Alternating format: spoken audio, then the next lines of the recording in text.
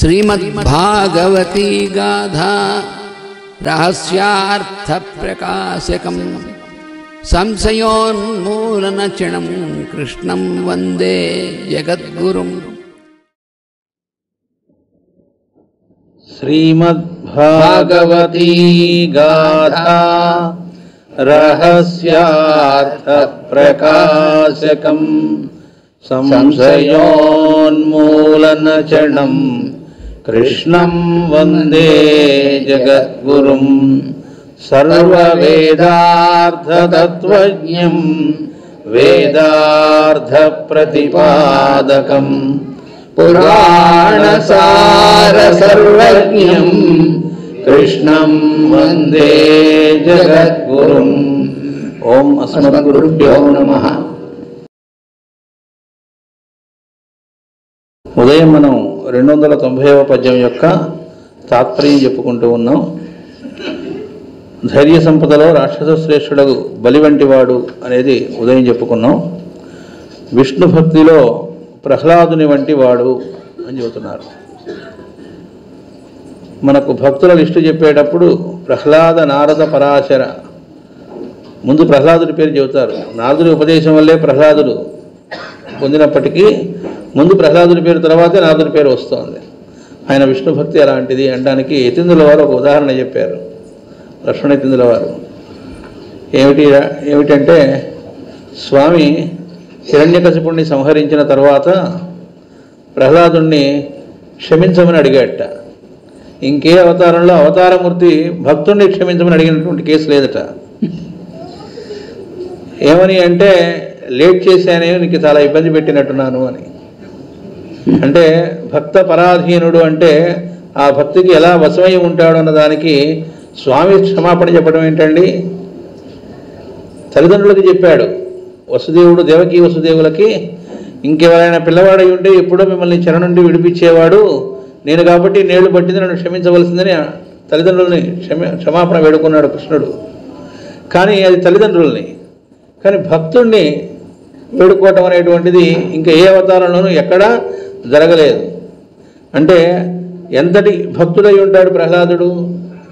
కాబట్టి విష్ణు భక్తిలో ప్రహ్లాదుని వంటివాడు, ఔదార్యమున రంతిదేవుని వంటివాడు. మనకు రంతిదేవుడి కథ అందరికీ తెలిసిందే. అంటే కథ చదువుతున్నప్పుడు ఏదో మామూలుగా అనిపిస్తుంది. ఏదోలేంటే ఆయనకి చాలా కాలం ఆహారం తీసుకోకుండా ఉన్నాడు, 54 రోజులు ఎంతో. అప్పుడు ఏదో ఆయనకు ఏదో పాయసం వండుకున్నాడు, సరే వరుసగా ఎవరో వచ్చారు, వచ్చిన వాళ్ళకి ఇచ్చుకుంటూ వెళ్ళాడు అనిపిస్తుంది. మనల్ని ఒక్కరోజు కొద్దిగా లేటుగా భోజనం అంటేనే దానికి చాలా ప్లాన్లు, మధ్యలో వాళ్ళు ఆకలిస్తే ఏం చేయాలి, దానికి ఏం చేద్దాం, ఇదేంటండి కర్మగాలి సంవత్సరం మొదటి రోజు ఆ రోజును బట్టే మిగతా రోజులు ఉంటాయని కొంతమంది సెంటిమెంట్ ఉంటుంది. అలాంటి రోజున మీరేమిటండి, ఏదో ఇది కాకపోతే ఇంకో రోజు పెట్టుకోవచ్చు, లేదా సాయంత్రం దానిలో మాకు ప్రసాదం పెట్టచ్చు కదా, ఇది టైంకి మీరే ఇక్కడ ఏదైనా మంచిగా వండి పెట్టకుండా 3 దాకా ఆగమంటున్నారు అని లోపల కూడా అనిపించవచ్చు.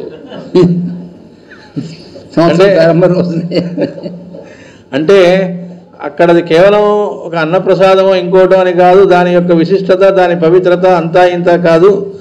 పవిత్రతలోకెల్లా పవిత్రమైనవి 3 అని చెప్పారు రామకృష్ణ పరమహంస వారు. అది గంగా జలము, ఇంకో పక్కన బృందావనంలో ఉండే మృత్తిక మట్టి, ఆ తర్వాత జగన్నాథుని ప్రసాదము అని. అంత ఉత్కృష్టమైనటువంటి దాన్ని ఈ రోజున పొందడం అంటే ఈ లోపల మేము లంచ్ లాగిచ్చేస్తామంటే వేరే, ఆ తర్వాత అదేని కాకుండా అదే ఆహారంగా తీసుకోవడం అనేది ఎంతో భాగ్యం. అయితే అది కాస్త లేట్ అవుతుందంటేనే ఆలోచించే స్థితిలో మనం ఉన్నప్పుడు, ఒక 54 రోజుల్లో ఎంతో ఆహారమే లేకుండా ఉన్నప్పుడు ఆ తర్వాత వండుకున్న దాని దగ్గరికి ఎవడో వచ్చి అడుగుతూ ఉంటే, మనకు విశ్వామిత్రుడు కథలో చెబుతారు. ఆయన బ్రహ్మర్షి అవ్వాలని రాజర్షి నుంచి బ్రహ్మర్షి అవ్వడానికి అనేక తపస్సులు చేసి చేసి చేసి రకరకాలుగా మధ్య మధ్యలో పతనం చెందుతూ మళ్ళా చేస్తూ చేస్తూ చివరికి పెనల్టిమేట్ అంటే పైదానికి ముందు పరీక్ష ఏమిటిట అంటే బాగా ఆకలి పుట్టిందిట. ఆహారం తీసుకుంటూ పోతూ ఉండగా ఇంద్రుడు మారువేషంలో వచ్చి పెట్టమని అడిగాట. బాగా ఆకలిస్తుంటే ఇప్పుడే వచ్చామని లేచాట, అయిపోయిందిట. మళ్ళీ జరగడం జారాడు, పాపటంలో పడ్డాడు. నన్ను చాలా కష్టం ఆకలి బాధ అనేటువంటిది. అలాంటి దానిలో కూడా ఆయన చూపెట్టిన ఔదార్యం అంతా ఇంత కాదు. అదేంటంటే మనకు 1 రోజు 2 రోజులకే మనం తట్టుకోలేము ఆహారం కనుక లేకపోతే. అలాంటిది 50 రోజులు, అందువల్ల దాన్ని ఔదార్యము అన్నారు. ఆశ్రయముగుటలో హిమాలయము వంటివాడు. ఇది కొద్దిగా జాగ్రత్తగా చదువుకోవాల్సింది. హిమాలయం ఆశ్రయం ఏంటండి? హిమాలయాలు మంచు కొండలు. ఆ కొండల్లో ఎవరో కొంతమంది ఉంటారు, ఎక్కువ అడవి ప్రాంతం ఉంటుంది. అది మనకు ఆశ్రయం ఏమిటి అనిపిస్తుంది. మనకు కాళిదాసు ఆయన మొదటి శ్లోకంలోనే కుమార సంభవంలో అస్యుత్తరస్యాం దిశిదేవతాత్మ హిమాలయో నామ నగాధిరాజ అంటూ శ్లోకం చెబుతారు. దానిలో చెబుతారు, ఆ హిమవంతుడు అనేటువంటి ఆయన మనకు కొండలు ఏవి కనపడుతున్నా, పర్వతాలు ఏవి కనపడుతున్నా పైకి ఎంత కనపడుతుందో అంత లోపలికి ఉంటుంది. మనమే బిల్డింగ్ కట్టేటప్పుడు పునాదులు తవ్వట్లే, ఒక అపార్ట్మెంట్ కట్టాలంటే కాస్త లోతుగా తవ్వుతున్నాం కదా. అంటే ప్రపంచంలోకి వెళ్ళే ఎత్తైన కొండ ఎవరెస్ట్ అంటాం. ఎవరెస్ట్ అంత కాకపోవచ్చు మిగతా కొండలు, అక్కడ ఉన్నటువంటి ఆ 1000 కిలోమీటర్లు ఉన్న కొండలన్నీ చాలా ఎత్తైనవే కదా. అంత కొన్ని 1000 కిలోమీటర్లు వ్యాపించి ఉన్న హిమాలయాలు అంతే 1000 కిలోమీటర్లు లోపలికి అంత లోతుగా వ్యాపించి ఉన్నాయి. దానివల్ల ఏం జరుగుతుందంటే భూమి బ్యాలెన్స్ అవుతూ ఉందని చెప్పాడు అక్కడ కాళిదాస శ్లోకంలో. భూమి బ్యాలెన్స్ అవ్వటం అంటే దానివల్లేగా మనందరం బతుకుతుంది. బ్యాలెన్స్ అది లేకపోతే ఏమవుతుంది? అందుకే చాలామంది మొత్తుకుంటుంది ఏంటంటే, ఇప్పుడు అక్కడ అన్ని అడవులు అవి కొట్టేసి రకరకాలుగా చేస్తూ ఉంటే పెద్ద పెద్ద భూకంపాలు త్వరలో రాబోతున్నాయని చెబుతున్నారు. ఇప్పటికి 60-70 ఏళ్ళుగా చెబుతున్నారు. త్వరలో అంటే వాళ్ళు వెంటనే కాదు, ఏ క్షణమైనా ఎప్పుడైనా కొంప మునగొచ్చినట్టుగా ఉంది ఇప్పుడు ప్రస్తుత పరిస్థితి అక్కడ. ఎందుకంటే మనం పాటు చేసుకుంటూ ఉన్నాం. ఎందుకంటే భూమి మొత్తానికి బ్యాలెన్స్ ఏదో దాన్ని మనం కొట్టేస్తూ పోతుంటే దెబ్బ ఎవరికి అంటే ఒక దేశానికని కాదు, భూమి మొత్తానికి దెబ్బ పడుతుంది. అది భూకంపం అక్కడొచ్చినా దాని ఎఫెక్ట్ మాత్రం అంతటా ఉంటుంది. అందుకని ఈ భూమి బ్యాలెన్స్డ్గా ఉండడానికి ఆధారం హిమాలయాలు. కాబట్టి హిమవంతుడు మనకు ఆశ్రయం ఒకటలో, ఇక అంతకంటే వేరే ఉదాహరణ చెప్పక్కర్లే. మామూలుగా మనకు పాఠాల్లో ఏం చెబుతారంటే హిమాలయాల నుంచి జీవనదులు పుట్టినాయి, అవి చాలా వేల హెక్టార్లో ప్రవహిస్తూ ఉన్నాయి, దానివల్ల పంటలు, దానివల్ల మనం బ్రతుకుతున్నాం, లేకపోతే చలి అనేటువంటిది మన వైపుకు రాకుండా ఆపుతూ ఉంది, ఇట్లా మామూలుగా చెప్పుకుంటాం. కానీ కాళిదాసు మొదటి శ్లోకంలోనే ఇచ్చాడు హిమాలయాలంటే ఏంటనేటువంటిది. ఈ భూమికి ఆధారము, బ్యాలెన్స్ చేస్తూ ఉంది. మానదండ అంటాడు, పృథివీకి మానదండము వలె బ్యాలెన్స్ చేస్తూ ఉంది అని. అట్లా బ్యాలెన్స్ చేసేటువంటి వాట అవుతాట ఈ పరీక్షిత్. ఇతడు కీర్తిని పెంచును, లోకంలో కీర్తిని చెడగొట్టేటువంటి వాడుగా కాకుండా కీర్తిని పెంచేవాడిగా అవుతాట, వాళ్ళ వంశకీర్తిని. పెద్దలను ఆదరించును, అశ్వమేధములు చేయును. పెద్దలను ఆదరించు, పెద్దలను ఆచరించును, పెద్దలను ఆదరించును, అశ్వమేధములు చేయును. ఇక్కడ 133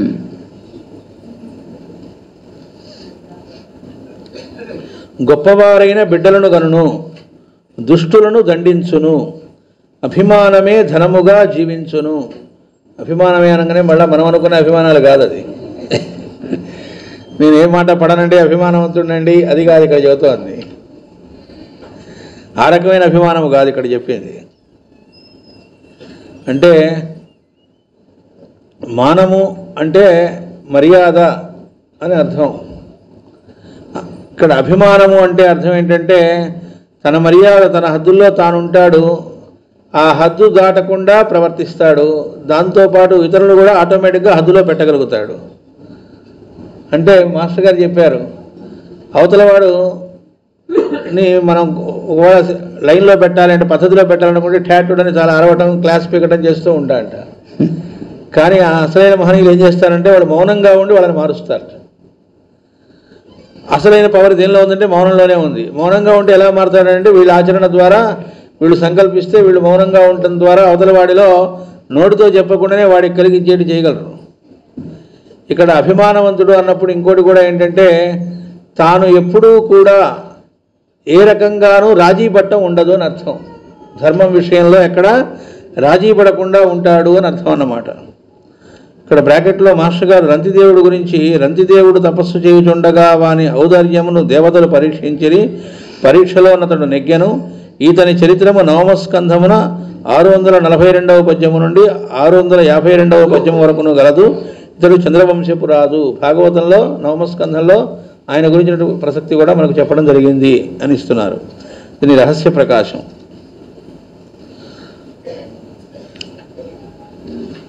బ్రాహ్మణులు ధర్మజునితో ఇట్లు చెప్పిరి, రాజా మనోపుత్రుడైన ఇక్ష్వాకుని వలె ఇతడు ప్రజలను రక్షించును, శ్రీరామచంద్రుని వలె సత్యవంతుడు, ప్రతిజ్ఞ నిలబెట్టుకున్నవాడగును, వెనుక డేగచే తురమబడిన పావురమునకు ప్రాణరక్షణ చేసిన శిబిచక్రవర్తి వలె శరణమిచ్చువాడు దాతాయగును.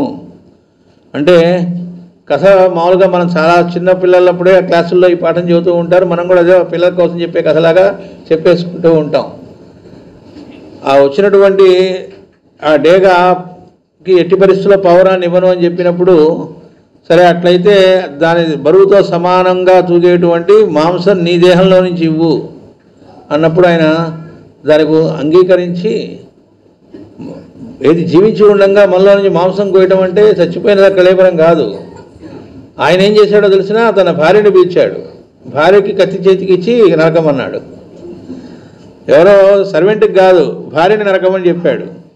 ఆవిడ చూడండి సామాన్యులు, అంటే మనకు చరిత్రలో కేవలం మనం ఒక యాంగిల్లో చూస్తాం, అంటే వాళ్ళిద్దరూ సామాన్యులు కారని చెప్పడానికి. ఆవిడ నరికి ఇస్తూ ఉంది, ఆ మాంసం దానిలో పెట్టడం జరుగుతూ ఉంది. తూకంలో అలా ఒకవైపు పార్ట్ అంతా ఎడం వైపు అంతా భాగం అంతా కోసిచ్చేసారట, దానిలో పెట్టారట త్రాసులో. పెట్టినా త్రాసులో బరువేమీ కిందకి రావట్లే, పావురం లోపలికి కింద కొంది, ఇది మాంసం ఇటే ఉంది. ఈ లోపల ఆ కుడి కంటిలో నుంచి అలా ఒక కన్నీటి బొట్టు వచ్చిందిట. అది చూసి ఆ డేగ అన్నదిట, నువ్వు ఏడుస్తూ ఇస్తున్నావు, ఏడుస్తూ ఇచ్చింది పనికిరాదు, నాకు అక్కర్లేదు, నాకు ఆ పావురమే ఇవ్వండి. ఏది సగం బాడీ కోసిన తర్వాత. అప్పుడు ఆయన చెప్పాట, అది ఏడవటం కాదు, మాకు ఛాన్స్ రాలేదని ఈ పార్ట్ బాధపడుతూ ఉంది. అంటే ఆయన దేహంలో ఉండే అవయవ అణువులతో సహా ప్రతిదీ కూడా ఎట్లా తయారై ఉన్నాయి, తన్మయీకరణం అంటారు, అట్లా ఆ దానం అనేటువంటి దానిలో, ఆ త్యాగం అనేటువంటి దానిలో ఎంతగా ఇదై ఉన్నాయి అనడానికి ఉదాహరణ అన్నమాట అది. అంతే తప్ప ఇది కన్నీటి బొట్లు కాదు అన్నాడు. అని ఆయన వెంటనే ఆ మిగతా పార్ట్తో వెళ్ళి కూర్చున్నట్ట ఆయన క్లాసులో. ఒక్కసారిగా ఇదే పుష్పవృష్టి కురిసింది అంటారు. మాస్టర్ గారు చెప్పారు, పుష్పవృష్టి అంటే సినిమాలు చూడే విధంగా పూలవానని కాదు, పుష్పవృష్టి అంటే సుగుణాల రాశి అని అన్నారు. అట్లా ఎవరైతే జీవిస్తారో వాళ్ళల్లో అక్కడ పుష్పవృష్టి అంటే లోకంలో ఎన్ని మంచి గుణాలు, పువ్వు ఎలా వికసిస్తుందో అట్లా చాలా మంచి గుణాలన్నీ వాళ్ళ ద్వారా వికసిస్తాయి. వికసించడం అంటే అర్థం ఏంటంటే గుబాళించి సువాసన వెదలినట్టుగా మిగతా వాళ్ళు కూడా చూసి ఇన్స్పైర్ అలా ప్రవర్తించే వాళ్ళు ఎక్కువ మంది తయారవుతారు అని. అది పుష్పవృష్టి ఉండడానికి అర్థమని మాస్టర్ గారే భాగవత రస ప్రకాశంలో ఒకటి ఇచ్చారు. అప్పుడు వచ్చినటువంటి డేగ రూపంలోనూ ఇంద్రుడు అగ్ని వాళ్ళు వచ్చింది అక్కడ, ఆ పావురం ఈ 2 రూపాయల్లో ఆయన్ని కొనియాడి ఇచ్చారు. అంటే ఇక్కడ కథలాగా చదువుకోవడం కాకుండా దాన్ని కనుక మనం ధ్యానం చేయగలిగితే దానిలో ఉన్నటువంటి అంటే మాస్టర్ గారు చెబుతారు, తనకున్నది దానం ఇవ్వడం కాకుండా తననే దానం ఇచ్చుకోవటం అన్నారు. సామాన్యం కాదు అది.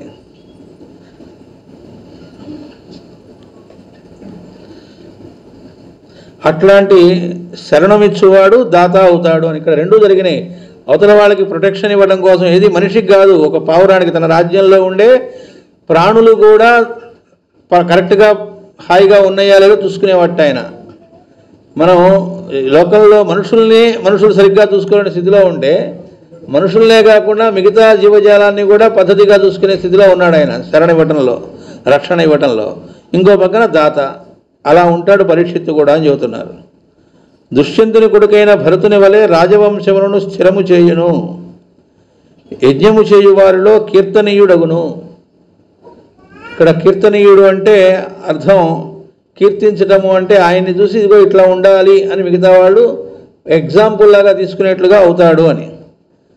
పరీక్షిత్తు రాజ్యమున ఋషులు యజ్ఞములలో దేవతలతో పాటు పరీక్షిత్తు పేర మంత్రమును దర్శించి పఠించిరి. ఈ మంత్రములను నారాశంస్యను శీర్షికలో చేర్చిరి. నారాశంసి అనగా నరుని రూపమున చరించు దేవుని చేయు స్తోత్రము. విలువిద్యలో అర్జునుని ఎంతవాడు, కార్తవీర్యార్జును ఎంతవాడు నగును. అగ్నివలే వీని తేజస్సు భరింపరానిదిగా నుండును. ఇక్కడ అగ్నివలే వీని తేజస్సు భరింపరానిదిగా ఉండును అన్నారు. అంటే మనకు రఘువంశ వీరుల గురించి కూడా చెబుతూ అక్కడ అంటారు, యథా ప్రహ్లాదనాచంద్ర ప్రతాపాత్ తపనో యథా. చంద్రుడిలాగా ఆహ్లాదాన్ని రఘువంశ వీరులు కలిగించేవాళ్ళుట, అలాగే సూర్యుడిలాగా తాపాన్ని కూడా కలిగించేవాళ్ళట. అంటే ఎవరి ఎడలా అంటే ఎవరైతే అధర్మ మార్గంలో ఉంటారో వాళ్ళ ఎడలా అని. అలాంటి తాపం అన్నమాట ఇక్కడ అగ్ని అంటే. భరింపరానిదిగా ఉంటుంది అవతల వాడికి, ఎప్పుడు వాడి వల్ల లోకకంటకుడుగా ఉండి లోకానికి ఇబ్బంది కలుగుతుందట అంటే ఏమీ రాజీ పట్టం ఉండదు అక్కడ అని. సముద్రుని వలె వీని గొప్పతనమును శత్రువులు దాటలేరు. అంటే ఏమండి అన్పారలల్ అంటారు. ఇక ఆయన్ని దాటి ఇంకా ముందుకి ఈ సుగుణాల విషయంలో కానీ ఈయనకున్న క్యారెక్టర్లో కానీ రాగలిగిన వాడు అనేవాడు ఎవడు ఉండడు. సింహము వలె పరాక్రమవంతుడు. సింహము వలె అని సింహాన్ని ఎందుకు చెబుతారండి పరాక్రమానికి? పులి అనొచ్చు కదా, పులి కూడా మామూలు జంతువేం కాదు కదా అంటే మనకు సింహం లక్షణాలు చెబుతూ పెద్దలు చెబుతారు. సింహంట ఆకలి వేయక ముందు ఆహారం కోసం బయలుదేరదట, ఆకలి వేసినప్పుడే బయలుదేరుతుందట. ఆ ఆకలి వేసినప్పుడు కూడాట అది గర్జన చేసుకుంటూ బయలుదేరుతుంట. సింహగర్జన అంటే నేను వస్తున్నాను, నాకు ఆకలి వేస్తోంది, నేను బయలుదేరుతున్నాను అంటే కావాలంటే పారిపోండి దాక్కోండి అని చెప్పకుండా రాదట, చెప్పి బయలుదేరుతుంది. చాటు నుంచి నక్కి మాటు నుండి దూకటం అనే పులిలాగా ఇది చేయదు. ఆ తర్వాత అది కూడా దేనికోసం బయలుదేరింది? ఆకలి వేసింది కాబట్టి బయలుదేరింది, ఆహారం కోసం. అంతే తప్ప తన ఆహారం కడుపు నిండిన తర్వాత అటుగా వెళుతున్నటువంటి ఒక జింకని కానీ దాని జోలికి కూడా రాదట. అపకారం అప్పుడేం చేయదు, ఎప్పుడు తన ఆహారం కోసం మాత్రమే. ఆ ఆహారం లభించింది, వెచ్చటి రక్తమే తాగుతుందట. అంటే తిన్న తర్వాత ఇంకాస్త మిగిలిందనుకోండి ఫ్రిడ్జ్లో పెట్టుకొని రేపు తిందాం, లేకపోతే మళ్ళా రేపు ఎవడు పోతాడు ఆహారానికి ఎదుక్కుంటూ, దొరుకుతుందో దొరకదో, కాబట్టి దీన్నే ఉంచుకొని రేపు తిందాం, అలా చదివి తినేటువంటి గది దానికి లేదట. ఎప్పుడు ఫ్రెష్ రక్తం వేడిది. అందుకే రాయల్ అయింది. ఎవడు అడవికి రాజు చేసేది ఎవడు చేయలే, దాని లక్షణాలతో అదే అయింది అన్నారు. కాబట్టి ఇవన్నీ దేన్ని సూచిస్తూ ఉన్నాయంటే పరాక్రమాన్ని సూచిస్తూ ఉన్నాయని అర్థం అనమాట. వాటిల్లో ఉండేటువంటి ఆ ఇదేంటనేటువంటిది మనకు తెలుస్తుంది. సత్వము అంటారు. కాబట్టి సింహము వలె పరాక్రమవంతుడు. అంతేకాకుండా సింహం ఇంకోటి కూడా చేస్తుందట, ఆ మిగిలిన ఆహారాన్ని వేస్ట్ చేయదట. మిగతా జీవాలు వచ్చి ఆహారాన్ని తీసుకొని తింటూ ఉంటే తన ముందే తినండి వెరీ గుడ్ అన్నట్టుగా ఉంటుందట, తిననిస్తుందట. ధైర్యంగా వచ్చి మిగతావి తిని వెళుతూ ఉంటాయట. మనకు పంచతంత్ర కథల్లో వాటిల్లో అయితే ఒక మినిస్టర్ని కూడా పెట్టుకున్నట్లు, ఆహారానికి 2 నక్కల్ని పెట్టుకున్నట్టుగా కథ వస్తుంది. వాటికి డ్యూటీ ఏమిటి అంటే రోజు ఒక్కో ఏరియాకి వెళ్ళి కొన్ని జీవాలకి ఆహారాన్ని సప్లై చేయాలి. అయితే ఆ మినిస్టర్లుగా ఉన్నటువంటి ఏం చేసినాయంటే ఒకసారి ఇస్తున్నామని చెప్పి ఇవి కొట్టేయడం మొదలుపెట్టినాయట. స్కామ్ అన్నమాట. అది తెలుసుకొని వాటి ఉద్యోగాల నుంచి ఊడగొట్టడం ఇవన్నీ దానిలో వస్తాయి. అంటే అర్థం ఏమిటి? ఆహారం అందుకని రాజైందనమాట. తాను తినడమే కాకుండా మిగతా వాళ్ళకి పెట్టడం ఉంది, ఆహారం కోసం మాత్రమే వెళ్ళటం ఉంది. ఈ లక్షణాలన్నీ ఉన్నాయి కాబట్టి అడవికి రాజైంది. అలాంటి పరాక్రమవంతుట. భూమి వలె అక్షయమైన క్షమాగుణము కలవాడు. సూర్యుని వలె ప్రతాపవంతుడు. భూమిని వలె అక్షయమైన అన్నప్పుడు మనం నీళ్లు కావాలి, ఎంత బోర్వెల్స్ ఎక్కడ దాకేస్తున్నామండి, ఎంత లోపలికైనా డ్రిల్ చేసి పారేస్తాం. మన దేహంలో ఎవరైనా బిడ్డ అలా డ్రిల్ చేస్తే ఊరుకుంటామా? తట్టుకోగలమా? అలాగే మనం అన్ని రకాల పనులు, అశుద్ధాలు అవన్నీ ఎక్కడ ఆల్టర్నేట్ ఏముంది మనకి? అదే భూమి మీదే. అంటే అన్నిటినీ సహిస్తుంది. ఇది కాక మనకు అన్నిటినీ ఇస్తోంది. భూమిలో నుంచేగా మనం బ్రతకడానికి కావాల్సినటువంటి అన్నీ వస్తుంది. పంటలు వస్తుంది దానిలో నుంచే. కాదండి మేము ఆభరణాలు ధరించాలంటే ఆ నగలుగా వచ్చే ఇవన్నీ కూడా భూమిలో నుంచి బయటకు వచ్చేవేక నగలన్నీ కూడా, బంగారం అంతా కూడా. కాబట్టి ఏ రకంగా అంటే మనల్ని క్షమించి మనకి ఏది కావాలో అవన్నిటినీ ఇస్తూనే ఉందిట. కాబట్టి అలాంటి క్షమాగుణం కలవాడు. సూర్యుని వలె ప్రతాపవంతుడు. వాసుదేవుని వలె సర్వజీవుల హితము కోరువాడు. తల్లిదండ్రుల వలె ప్రజలను సాకువాడు. ఇందు వరుసగా ఇతడు జన్మించినప్పుడు గల గ్రహముల స్థానమును లగ్నమును గుప్తముగా చెప్పబడినవి. ఇప్పుడు 290వ పద్యం.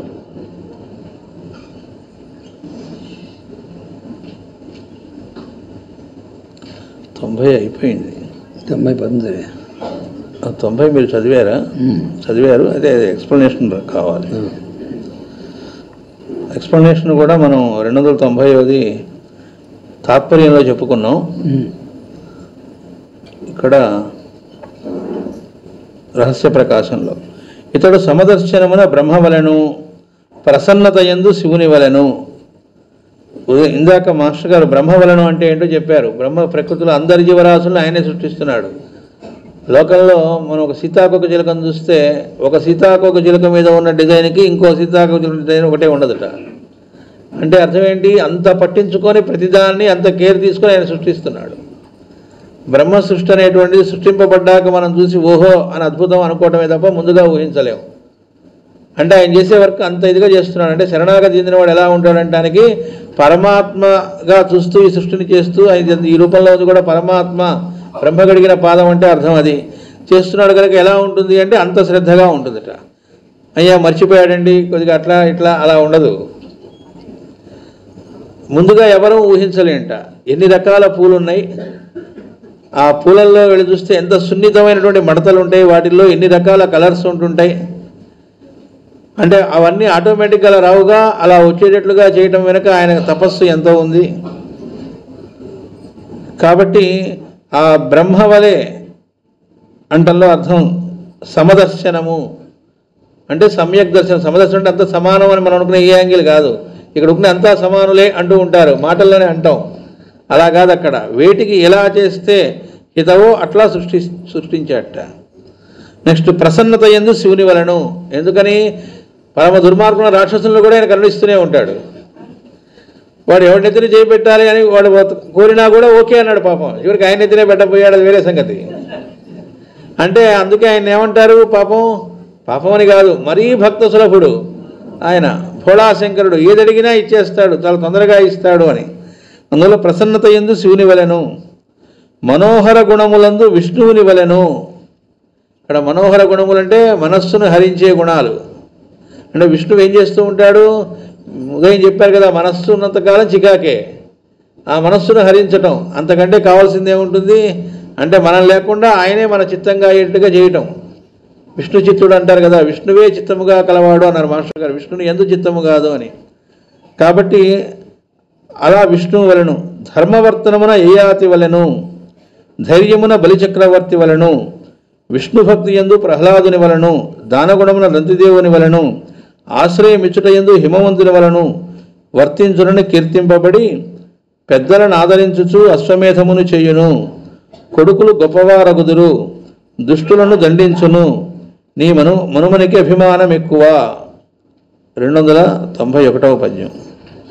భుజంగ ప్రయాతము హరించుం కలి ప్రేరితాంగ నెల్లెల్లన్ భరించున్ ధరన్ రామభద్రుండు బోలెం జరించున్ సదా వేదశాస్త్రానువృత్తిన్ వరించున్ విశేషించి వైకుంఠు భక్తిన్. కలి ప్రేరణ వలన కలిగిన పాపములన్నిటినీ పోగొట్టును, రామచంద్రుని వలె భూమిని పోషించును, వేదశాస్త్రములను అనుసరించిన ప్రవర్తనతో మెలగును, ముఖ్యముగా విష్ణుమూర్తి యందలి భక్తిని కలిగించును. అన్నిటికన్నా ముఖ్యమైనదేమనగా కలిదోషముచే ప్రేరేపింపబడిన ప్రజల పాపములను హరించును. అంటే ప్రజల పాపాలు పోగొడతాట అంటే అర్థం ఏమిటి, ఆయన కూర్చొని వాడు పాపం చేస్తే క్షమిస్తూ ఊరుకుంటాడని కాదు, అసలు వాళ్ళు పాపం చేసే బుద్ధే లేకుండా చేస్తాడు అని అర్థం.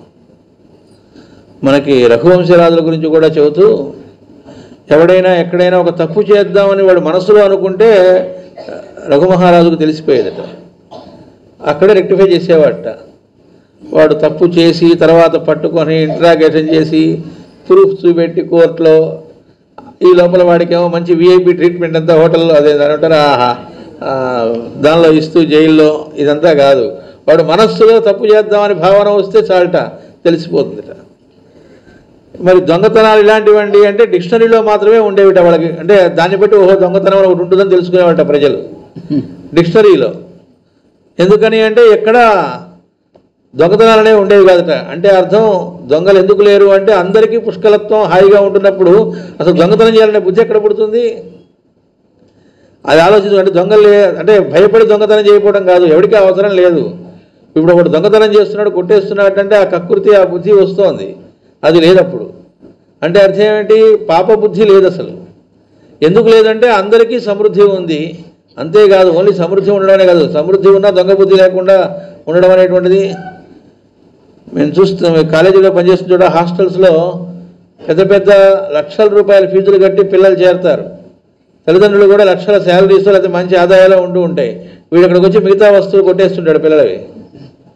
ఈ కొట్టేస్తున్నవాడు ఆ హాస్టల్లో మిగతా వాళ్ళ పిల్లలు కొట్టేస్తున్నటువంటి వాడు ఎవడైతే ఉన్నాడో వీడు గతి లేని వాడేం కాదు, బాగా డబ్బున్న వాళ్ళ పిల్లవాడే.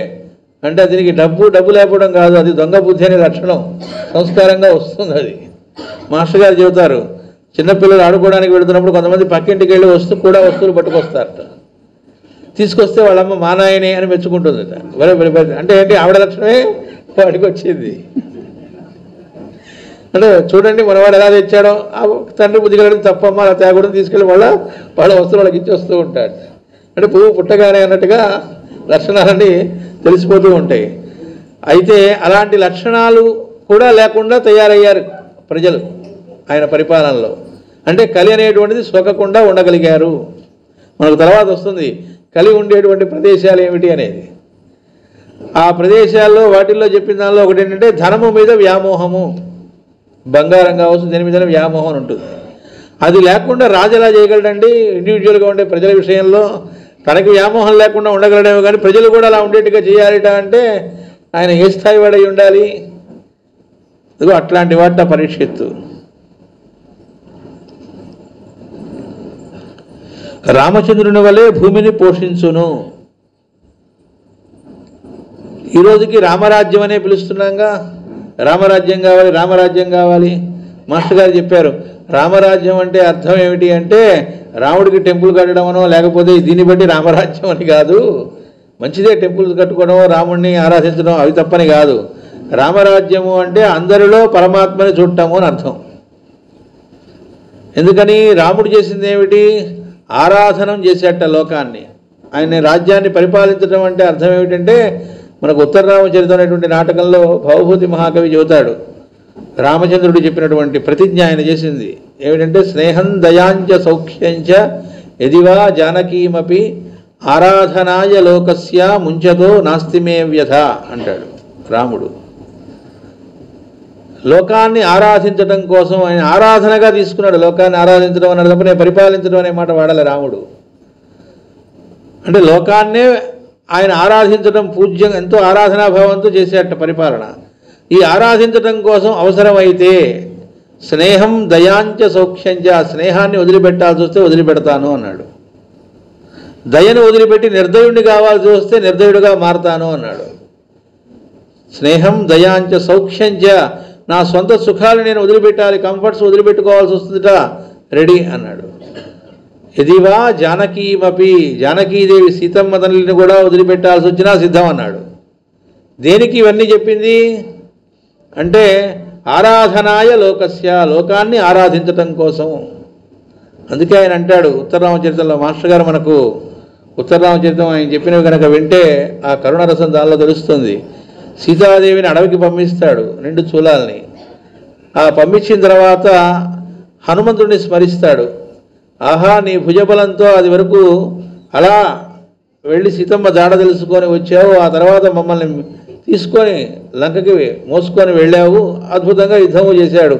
అలాంటి నీ భుజబలం వేస్ట్ అయింది కదా అంటాడు. ఎందుకంటే ఇప్పుడు నువ్వు ఏ రకంగానూ ఆవిడని మళ్ళా తీసుకురాలేని స్థితిలో ఆవిడ ఉన్నది అని. ఎందుకని ఈయనేగా పంపించింది, మళ్ళీ హనుమంతుడు వెళ్ళి పట్టుకురావడం జరగదుగా. అంటే ఎంత మామూలుగా చెప్పాలంటే నిర్దయుడు అయినట్లేగా, ఒక రకంగా దయ లేకుండా అయినట్లేగా. ఆవిడ అపరాధం ఏమీ లేకపోయినా స్నేహం, ఆయనకి స్నేహం. అందరికంటే స్నేహం అంటే మనం అనుకునేది ఫ్రెండ్షిప్ అని, స్నేహం అంటే సాన్నిహిత్యము అని. అది అంత సాన్నిహిత్యం ఆయనకి. నిజమైన స్నేహితులుగా ఉండడంలో భార్యాభర్తలు కూడా స్నేహితులుగా ఉండొచ్చు. కాబట్టి ఆ సన్నిహిత్యం ఆయనకు సీతాదేవి ఎడల. ఆవిడ ఎలాంటిదో ఎవరికి తెలిసింటే రాముడు ఒక్కడికే తెలుసున్నారు మాస్టర్ గారు. రాముడు ఏమిటో తెలిసింది సీతకి, సీత ఏంటో తెలిసింది రాముడికి అన్నారు. కాబట్టి బయట ఎవడో వాగిన దాన్ని బట్టి అపార్థం చేసుకోవటమో ఇంకోటో ఉండదు. ఎందుకంటే వాళ్ళిద్దరూ వేరు కాదు. అద్వైతం సుఖదుఖయో, వాళ్ళు ఎలాంటిది వాళ్ళ స్థితి అద్వైత స్థితి అని చెప్పి అక్కడ చెబుతాడు మనకు ఉత్తరరామచరితంలో. 2 లేదు, వాళ్ళకు ఒకటే, వాళ్ళిద్దరూ ఒకటే. అలాంటప్పుడు ఆవిడేంటో ఆయనకి తెలియదేమీ కాదు కదా. అయినప్పటికీ ఎందుకు పంపించాడు అంటే ఆరాధనాయ లోకస్య, రాజుగా పరిపాలన చేస్తూ ఉన్నప్పుడు తన ప్రైవేట్ లైఫ్ కూడా పబ్లిక్కి ఆన్సరబుల్ అన్నాడు. నా ప్రైవేట్ లైఫ్ సంగతి మీకు ఎందుకండి అనడానికి లేదట రాజుగా ఉండేవాడు. కాబట్టి ఏంటంటే ఎవడైనా చెయ్యెత్తి వేలెత్తి చూపెడితే రాజుగా ఉండకుండా దిగనన్నా దిగాలి, లేదా భార్యను విడిచిపెట్టాలి, రెండిట్లో ఏదో ఒకటి చేయాలి రాముడు. ఏమంటే అలాంటప్పుడు రాజుగా ఉండవు ఎందుకండి, ఆవిడ మహనీయురాలు కదా, రాజుగా ఉండాలనే దురదుందా ఆయనకేమన్నా, రాజుగా దిగేయచ్చు కదా మరి అనిపిస్తుంది. ఎప్పుడు ప్రస్తుతం మన వాళ్ళని చూసినప్పుడు ఏంటంటే పరిపాలన రాజ్యకాంక్షేమో సీటు మీద అని. అది కర్తవ్యం. క్షత్రియుడిగా తన కర్తవ్యం రాజ్యాన్ని పరిపాలించటం. కర్తవ్యాన్ని ఎగ్గొట్టి నా భార్య అని అనుకుంటే అది సుఖాల కోసం పరిగెత్తడం అవుతుంది అన్నారు మాస్టర్ గారు ఉత్తమ చరిత్రలో చెబుతారు. అందులో ఎగ్జాంపుల్ కూడా ఇచ్చారు. ఇంగ్లాండ్లో ఉండే ఒక చక్రవర్తి వాడికి ఏంటంటే భార్యన అయితే రాజ్యాన్న అంటే పోతే పోయిన రాజ్యం వాళ్ళ సంగతి మనకెందుకు భార్యని తీసుకుని ఆయన సుఖంగా ఉండడం కోసం వెళ్ళిపోయాడు. ఒక యువరాజు ప్రేమిస్తాడు ఒకళ్ళని, ప్రేమిస్తే వాళ్ళు చెబుతారు మన వంశంతో సమానమైనటువంటి ఆవిడ కాదు కాబట్టి, రాయల్ ఫ్యామిలీ కాదు కాబట్టి నువ్వు కనుక ఆవిడని చేసుకుంటే ఈ కింగ్షిప్ వదిలేసుకోవాలి అంటే వదిలేసుకొని వెళ్ళాట. అక్కడ గొప్పగా ఇంగ్లీష్ కవులందరూ పోయిట్గా చెప్తారు అమర ప్రేమ చూడండి ఎంత గొప్ప ప్రేమ, రాజ్యాన్ని కూడా కాదనుకొని వెళ్ళాడు అని మాస్టర్ గారు చెప్పారు. ఆడదాని కోసం పరిగెత్తాడు వాడు, కర్తవ్యాన్ని ఎగ్గొట్టి. వాడు ఎంత సుంఠో చూడండి, వాళ్ళు ఇంకెంత సుంఠలో చూడండి, దాని మీద పెద్ద పోయిట్ రాశారు మహనీయుడని. ఇక్కడ ఆయన ఏం చేశాడు, రాముడు ఏం చేశాడు, కర్తవ్యం కోసం తన భార్య మహనీయురాలైనటువంటి భార్యను కూడా వదిలిపెట్టిన లోకంలో ఇప్పటిదాకా కూడా నిర్దయుడు అనుకుంటారని తెలుసుట ముందే ఆయనకి. మాస్టర్ గారు అంటారు అది ఇంకా గొప్ప త్యాగం అన్నారు. ఏంటి, తన గురించి చెడుగా చెప్పుకుంటారు శాశ్వతంగా అని తెలిసినా దాన్ని కూడా లెక్క చేయకుండా ఉండడం అనేటువంటిది అన్నిటి మించిన సామాన్యం కాదు. అది కారణం ఏమిటంటే ఆరాధన లోకస్య. ఆరాధన అంటే అర్థం ఏమిటి, మనం ఆ దేవతల్ని భగవంతుని ఆరాధన చేస్తామే. ఆరాధన ఎవరు చేశారంటే లోకస్య. లోకం అంటే ప్రజలందరినీ కూడా భగవంతుడి రూపాలుగా ఆరాధన చేశాడు. అందువల్ల ఆ ఆరాధన గడ్డొస్తే ఏదైనా వదిలేశాడు. అందుకు రామరాజ్యం అనేటువంటి మాట మనం వాడేది. అది రామరాజ్యం అంటే ఆ సెన్స్ మనం అర్థం చేసుకోవాల్సింది అది గాంధీ గారు కోరుకుంది. కాబట్టి రామచంద్రుని వలె భూమిని పోషించును, వేదశాస్త్రములను అనుసరించిన ప్రవర్తనతో మెలగును. ఇది కూడా మనం జాగ్రత్తగా, అంటే మంత్రాల్లో ఏం చెప్పారో అని కాదు, వేదము నిహితముగా ఏంటనేటువంటి దాన్నే ఈ భూమిని పాడి పంట ఎట్లా సేవించాలి ఇవన్నీ కూడా పృథు చక్రవర్తి గురించి మనకు భాగవత రహస్య ప్రకాశంలోనే 10వ భాగంలో మాస్టర్ గారు వివరంగా ఇస్తారు. అసలు భూమి ఏర్పడిన విధము, దీన్ని ఏ విధంగా అసలు ఇలా వ్యవసాయం చేయాలనే విషయం మనకు నేర్పినటువంటి వాడు, ఏ రకంగా ఈ భూమిలో నుంచి ఇప్పుడు పంటలు పండడం అనేటువంటిది కూడా అసలు అలాంటి స్థితి ఈ భూమికి ఏర్పడటం కూడా చేసినటువంటి వాడు పృథు చక్రవర్తి. అప్పటిదాకా అలాంటిది లేదు. ఈ రోజున మనం అనుకుంటున్న పంటలు పండాలిట అంటే అసలు భూమిలో నుంచి ఆ శక్తి భూమికి ఉండి పంటలు పండడం అనేటువంటి రావటం అనేటువంటి దానికి కూడా తపస్సు చేసిన వాడు ఆయన, పృథు చక్రవర్తి అనేటువంటి ఆయన. అయితే అట్లా ఈ భూమిని ఏదైతే చేయటం అనేది ఉందో అదే నిజమైనటువంటి వేద సంప్రదాయము అన్నారు. అంటే ఎక్కడా కూడా ఎవరికి అపకారం చేయకుండానే ఇంకోళ్ళు జీవించడం అనేది నేర్పేట. దానిలో పాడి పంట అంటే అర్థం ఏంటి, జంతువుల్ని చంపకుండానే పంటలు పండించుకొని తినడం వల్ల ఏమవుతుంది, మనం చెట్లను చంపట్లేదు కదా, కావాల్సింది కోసుకుంటే మళ్ళీ చెట్టు మొలుస్తూ ఉంటుంది. అలాగే జంతువులు ఆవులు వాటి దగ్గర నుంచి పాలని మనం వాడుకోవడం ద్వారా ఎలా జీవించవచ్చు అంటే ఒకళ్ళకి ఒక సైకిల్ అన్నమాట. ఎక్కడ ఒకళ్ళ నుంచి ఒకళ్ళకి ఇబ్బంది లేకుండా ఒక సైకిల్ చైన్ లాగా ఏర్పాటు చేసుకుంటూ సహకరించుకుంటూ ఒకళ్ళనొకళ్ళు చంపుకొని తినడం లాంటిది లేకుండా సహజీవనం ఎలా చేయాలనేటువంటిది నేర్పాడు ఆయన. అయితే అదే నిజమైన వేదధర్మము అని చెప్పారు. అందుకే మాస్టర్ గారు మనకు భాగవత ప్రకాశంలోనే ఒక చోట వస్తుంది, మనం ఇది నైమిషారణ్యంలో కూడా చెప్పుకున్నాం. ఎక్కడైతే రైతులు కష్టపడేటట్లుగా లేకపోతే ఆ భూమిని సారవంతమైన భూమిని పాడు చేసేటట్టుగా ప్రయత్నం జరుగుతుందో, అలాంటి విధానాలు వస్తాయో అప్పుడు ఏం జరుగుతుందిట అంటే అప్పుడు క్షామం వస్తుంది అని చెప్పారు.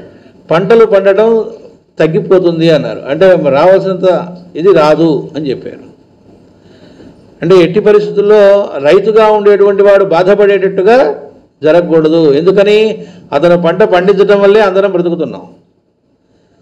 మాస్టర్ గారు అంటారు కాదండి, ఆయన పంట పండిస్తున్నప్పటికీ దానివల్ల అతను బ్రతుకుతున్నాడు, దానికోసం అతను పంట పండిస్తున్నాడు. సరే అయితే నువ్వు కూడా చెయ్యంటే తెలుస్తుందిట.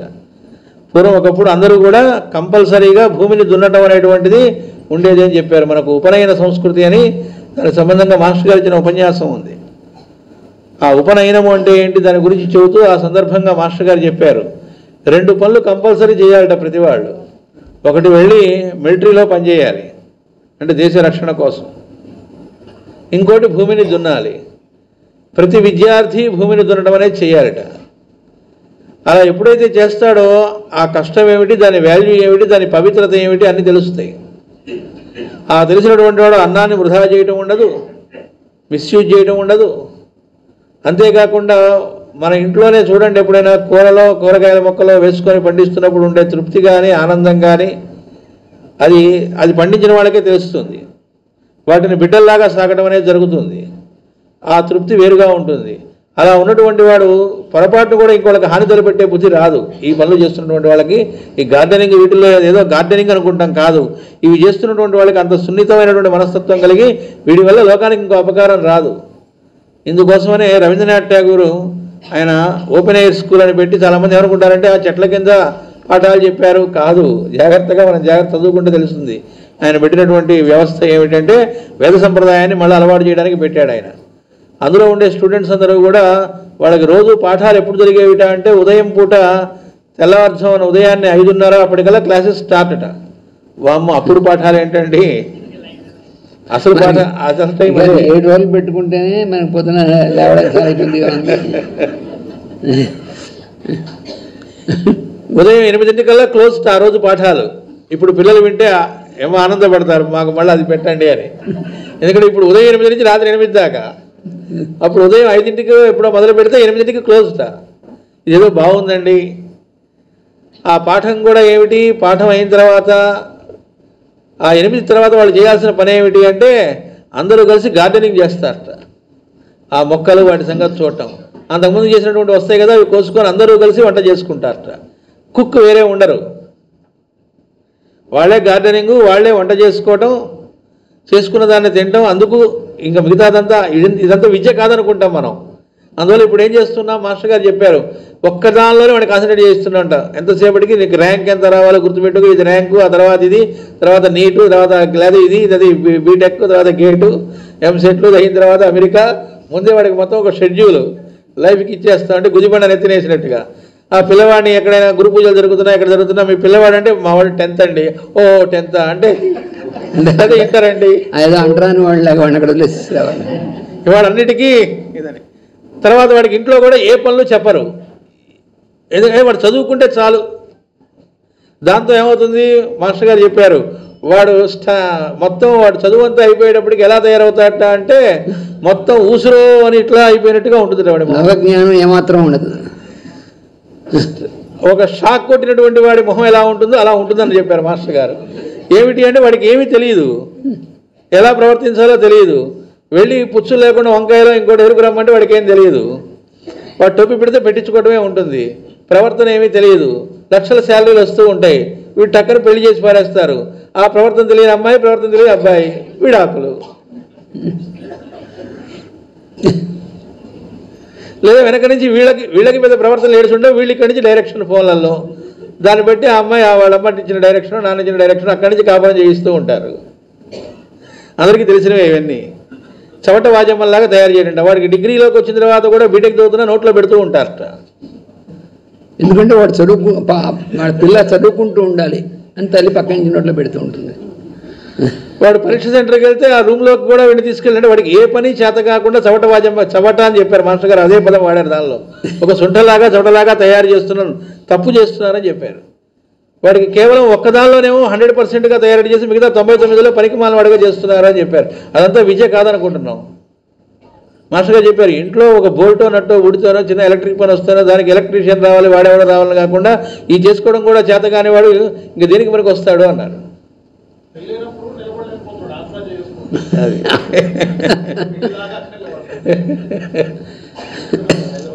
అంటే మనం వాడిని నిజంగా వాడిని పెంచడం చేస్తున్నావా, ఏమి చేయట్లే.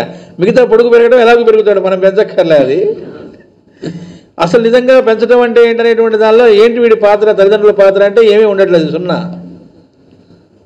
కానీ రవీంద్రనాథ్ ఠాగూర్ గారు పెట్టినటువంటి స్కూల్లో ఏం చేశారట, వాళ్ళు అవన్నీ చేసుకోవడం, అవన్నీ అయ్యి భోజనాలు చేసేటప్పటికి మధ్యాహ్నం 12 ఎంత అయిందనుకోండి. ఆ లంచ్ బ్రేక్ తర్వాత ఏం చేస్తారట అంటే అందరూ అక్కడ మంచి లైబ్రరీ ఉంటుందట, ఎవరికి ఇష్టమైన గ్రంథాలు వాళ్ళు చదువుకోవచ్చు, ఎవరికి దీని ఎందు ఆసక్తి ఉంటే చదువుకోవచ్చు. ఆ చదువుకోవటం అయిన తర్వాత ఏం చేయించాడు ఆయన, మళ్ళీ అందరినీ కూర్చోబెట్టి మీకు ఇష్టమైనటువంటి టాపిక్ మీద మీరే మాట్లాడండి, లేదా టీచర్స్ని మీరు అడగండి, వాళ్ళు చెబుతారు. అక్కడ అందరూ కలిసి కూర్చుంటారు, అప్పుడు ఎన్నో విషయాలు వస్తాయి, ఎంతో డిస్కషన్ జరుగుతుంది. అదంతా పరీక్షలే ఉండవు, నో ఎగ్జామ్స్. రవీంద్రనాథ్ ఠాగూర్ గారు ఒక్కసారి కూడా ఒక ఎగ్జామ్స్ పెట్టలేదట. ఇప్పుడు ఏంటంటే వీక్ శనివారం ఒక ఎగ్జామ్, సోమవారం ఒక ఎగ్జామ్ ఉంటుంది ఇంటర్మీడియట్ చదివేటువంటి వాళ్ళకి.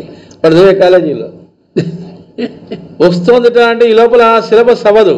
శనివారం కూడా పాఠం చెబుతారు, శనివారం మధ్యాహ్నం వాడికి ఎగ్జామ్ పెడతారు. వాడు దానిలో మార్కులు రాకపోతే మళ్ళీ పట్టుకొని ఎందుకు మార్కులు అని నిలదీస్తూ ఉంటాడు. వాడి షాక్ కొట్టిన ఫేస్ కాక ఏమవుతుంది, వాడి కసంతా కూడా తర్వాత వాడిని చూసుకుంటే ఎలా ఉంటుందంటే ఒక రాడికల్గా తయారవుతాడు. ఈ పేరెంట్స్ కూడా ఎలా తయారవుతారు అంటే ఎంతసేపటికి రుద్ది ఇంకా నువ్వు అవ్వాలి ఇది అవ్వాలి, వాళ్ళ పిల్లలు ఇలా అయ్యారు నువ్వు కూడా అవ్వాలి. దాంతో వెక్స్ ఏం జరుగుతుంది, వీళ్ళంటే అసహ్యం పుడుతుంది. నువ్వు ఎట్లా ఉన్నావు అడగడం కాకుండా నీకు ర్యాంక్ ఎంత వచ్చింది, ఈ వారం నీకు మార్కులు ఎంత వచ్చినాయి అడుగుతూ ఉంటారు సొంటల్లాగా తల్లిదండ్రులు అనేటువంటి వాళ్ళు. దాంతో వాళ్ళు ఏం చేస్తారు, తల్లిదండ్రుల నుంచి నేర్చుకునే విషయాలు ఏమీ లేవు కదా, బయట ఇంకెవరి దగ్గర నుంచి నేర్చుకుంటూ మొదలెడతారు. బయట నుంచి నేర్చుకునేవి ఏముంటాయి, పనికి మాలమే ఉంటాయి. ఇంట్లో వాళ్ళకంటే బయట వాళ్ళతో క్లోజ్ అవుతూ ఉంటారు, సర్వనాశనం అవుతూ ఉంటారు. ఇర్రిపేరబుల్గా తయారైన తర్వాత నెత్తినోరు బాదుకుని ఉపయోగం ఏమి ఉండదు. ప్రస్తుతం జరుగుతున్నవి అవే. ఇలా కాకుండా ఆ వేద ధర్మాన్ని పాటించడం అంటే ఏంటనేటువంటిది, సహకరించి జీవించడం, కాంపిటీషన్తో కాకుండా కోఆపరేషన్తో అనేటువంటిది ఏంటనేది ఆ సాయంత్రం పూట వాళ్ళలో ఉండే లలిత కళలు ప్రతి వాళ్ళలో సృజనాత్మకత ఉంటుంది. ఎందులో ఎవరికి ఉందో వాటికి సంబంధించి నాటకాల్లో ఉంది, నాటకం వేయిస్తారట. ఒకటి మాట్లాడటం ఇష్టం, మాట్లాడింపజేయిస్తారట. ఇంకా వేరే పాఠాలు ఉదయం చెప్పిన పాఠాలను ఎగ్జామ్ లేదు కాబట్టి వాడు హాయిగా ఒక సినిమా చూస్తున్నట్టుగా వినేవాడు, కాబట్టి మొత్తం గుర్తుండిపోయేవి. ఇప్పుడు ఉదయం చెప్పిన పాఠం మరో రోజుకి వాడు గుర్తుండదు. కాబట్టి ఏంటి, అలా చదువుకున్న తర్వాత ఏ ఎగ్జామ్స్ లేకపోయినా అద్భుతంగా తయారయ్యేవాళ్ళట అక్కడ ఉండేవాళ్ళంతా. ఆ రోజుల్లో అనేక దేశాల వాళ్ళు పట్టుకొని వెళ్ళిపోయేవాళ్ళట. క్యాంపస్ ఇంటర్వ్యూ అంటున్నా చూడండి, ఇంకా ఇంటర్వ్యూ ఏం లేదు, అక్కడ చదువుకున్నావా ఓకే సర్టిఫికేట్, ఏం ఇక్కడ ఎగ్జామ్సే బెటర్, నువ్వు అక్కడ చదువుకున్నావా పనికి మానేవాడు మేము తీసుకో అనేది ఏం లేదు. ఎందుకంటే ఒక్కొక్కళ్ళు ఒక 9-10 PhDలు చేసిన వాడు కూడా ఎందుకు పనికిరాలంత ప్రొఫెసర్స్కు అంత నాలెడ్జ్ వాళ్ళకి ఆటోమేటిక్గా వచ్చేది. ఇది కాక ప్రాక్టికల్గా కూడా అక్కడ అలవాటు చేయడం ఉండేది. అందువల్ల ఆ స్కూల్స్ ఆయన తయారు చేసిందంతా అందుకే రవీంద్రనాథ్ ఠాగూర్ ఉండగానే కేవలం మనకు ఒక పొయెట్ ఆయన ఏదో రాసుకున్నాడు మాస్టర్ గారు చెబుతారు, ఆయన గురించి మనం సరిగ్గా అర్థం చేసుకోలేకపోయామని. అంటే వేరే ఎవరి మీద మనం అర్థం చేసుకోలేకపోయాం, అందులో ఆయన కూడా ఒకడు. అందుకని మనం అడగగానే ఏం చెబుతుంటే గీతాంజలిలో పుస్తకం రాశాడు, దానికి నోబెల్ బహుమతి వచ్చింది, ఏషియాలో మొదటి వాడు ఆయన. ఇంతవరకే చెబుతాం, మిగతా అయితే గూగుల్లో ఇంతవరకే ఉంది.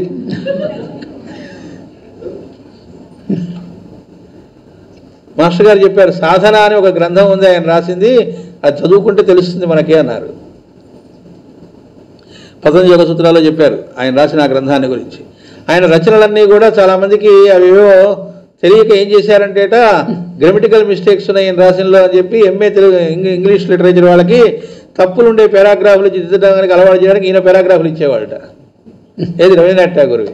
ఇందులో కనుక్కోకుండా ఆయనకు నోబెల్ బహుమతి చెప్పి అరే ఈయనకు నోబెల్ బహుమతి వచ్చిందా అంటే ఇందులో తప్పులు ఉండేవి కాదనమాట, మనం తప్పు పడ్డాం అనుకుని ఓ అని ఊళ్ళో వాళ్ళందరూ వచ్చి ఆయనకు అవార్డులు ఇద్దామని చెప్పి వస్తే ఒక్కటి కూడా ముట్టుకోలేదట. ఆయన స్టేజీ మీద అలా పెట్టి, ఇవి నా కోసం తేలేదు మీరు, నాకు అవార్డు వచ్చింది కాబట్టి అప్పుడు వచ్చారు, ఇవేవి నాకు అక్కర్లేదు అన్నాడు. అనగానే ఎవరి వాళ్ళు జాగ్రత్తగా పట్టుకెళ్ళారట మళ్ళీ. అందుకని అసలైన వేద సంప్రదాయం అంటే ఏమిటి అంటే సహకరించి జీవించటం, పాడి పంట అదంతా ఒక సైకిల్, ఎవరికి కూడా ఇబ్బంది లేకుండా జీవించడం. ఆ సమృద్ధి అనేది ఎక్కడ ఉంటుంది, పూర్వకాలంలో ఏముండేది, పంటలు పండించుకోవడం, దానిలో సమృద్ధి ఉంది. ఒక ఊరి వాళ్ళకి ఇంకో ఊరి వాళ్ళకి మధ్యలో ఎలా ఉండేది అంటే ఊరికి పొలం ఉండేదని చెప్పారు మాస్టర్ గారు. ఊళ్ళో వాళ్ళకి పొలం కాదు, ఆ ఊరు మొత్తానికి ఒకటే పొలం. ఆ ఊళ్ళో వాళ్ళందరూ కూడా ఆ ఊరికి ఎంత అవసరమో అవి చూసుకొని దానికి సంబంధించిన ధాన్యాన్ని పండించుకునేవాళ్ళు. అది ధాన్యం కావచ్చు, పప్పులు ఉప్పులు ఏది కావంటే అవన్నీ అవే తినేవాళ్ళు. ఆ ఏరియాలో ఏం పండేవో అవే తినేవాళ్ళు. లేదండి నేను అక్కడి నుంచి అది నాకు కావాలి, నాకు ఆస్ట్రేలియా నుంచి ఆ పండు రావాలి ఇక్కడికి, ఇలా ఏం లేదు. ఎక్కడ ఏం పండినాయో అవి తినేవాళ్ళు. నెక్స్ట్ ఇంకో ఊరి వాళ్ళకి ఎక్కడైనా పొరపాటున అక్కడ పంటలు పండలేదనుకోండి ఒక ఏరియాలో, ఈ పండిన వాటిలోంచి కొన్ని అందరూ కలిసి వాళ్ళకి పంచేవాళ్ళట. అలా ఇక్కడ వస్తే వాళ్ళు ఇచ్చేవాళ్ళట. ఒక ఉప్పు మాత్రం దొరకదు కాబట్టి సముద్రం దగ్గర నుంచి తెచ్చుకునేవాళ్ళట. అక్కడ వాళ్ళకి అన్ని పండవు కాబట్టి మిగతాన్ని వాళ్ళు ఇచ్చేవాళ్ళట. ఎక్కడ నోట్ల కట్టలు డబ్బులు ఏం లేవు. వాళ్ళు సుఖంగా ఉన్నారా, మనం సుఖంగా ఉన్నామనేది ఎవరికి వాళ్ళు ఆలోచించుకోవాలన్నారు. ఊరు మొత్తానికి ఒకటే పొలం కాబట్టి ఊరు మొత్తం కూడా ఒక చోటికి చేరి రోజు భోజనం చేసేవాళ్ళట. అది మొట్టమొదట్లో ఒక మన దేశమే కాదని చెప్పారు మాస్టర్ గారు, భూమి మీద మొత్తం అలాంటి స్థితే ఉండేది ఒకప్పుడు అని చెప్పారు. కాబట్టి అలాంటిది తెచ్చుకోవచ్చు ఇప్పుడు కూడా అన్నారు. అంటే ఏంటి అంటే ఊరు మొత్తం కలిపి ఒకటే పొలంగా చేసుకోగలమా?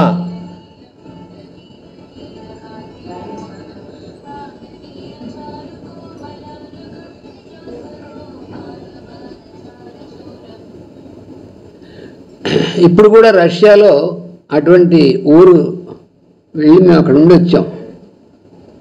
అటువంటి ఒక విలేజ్ని తయారు చేశారు.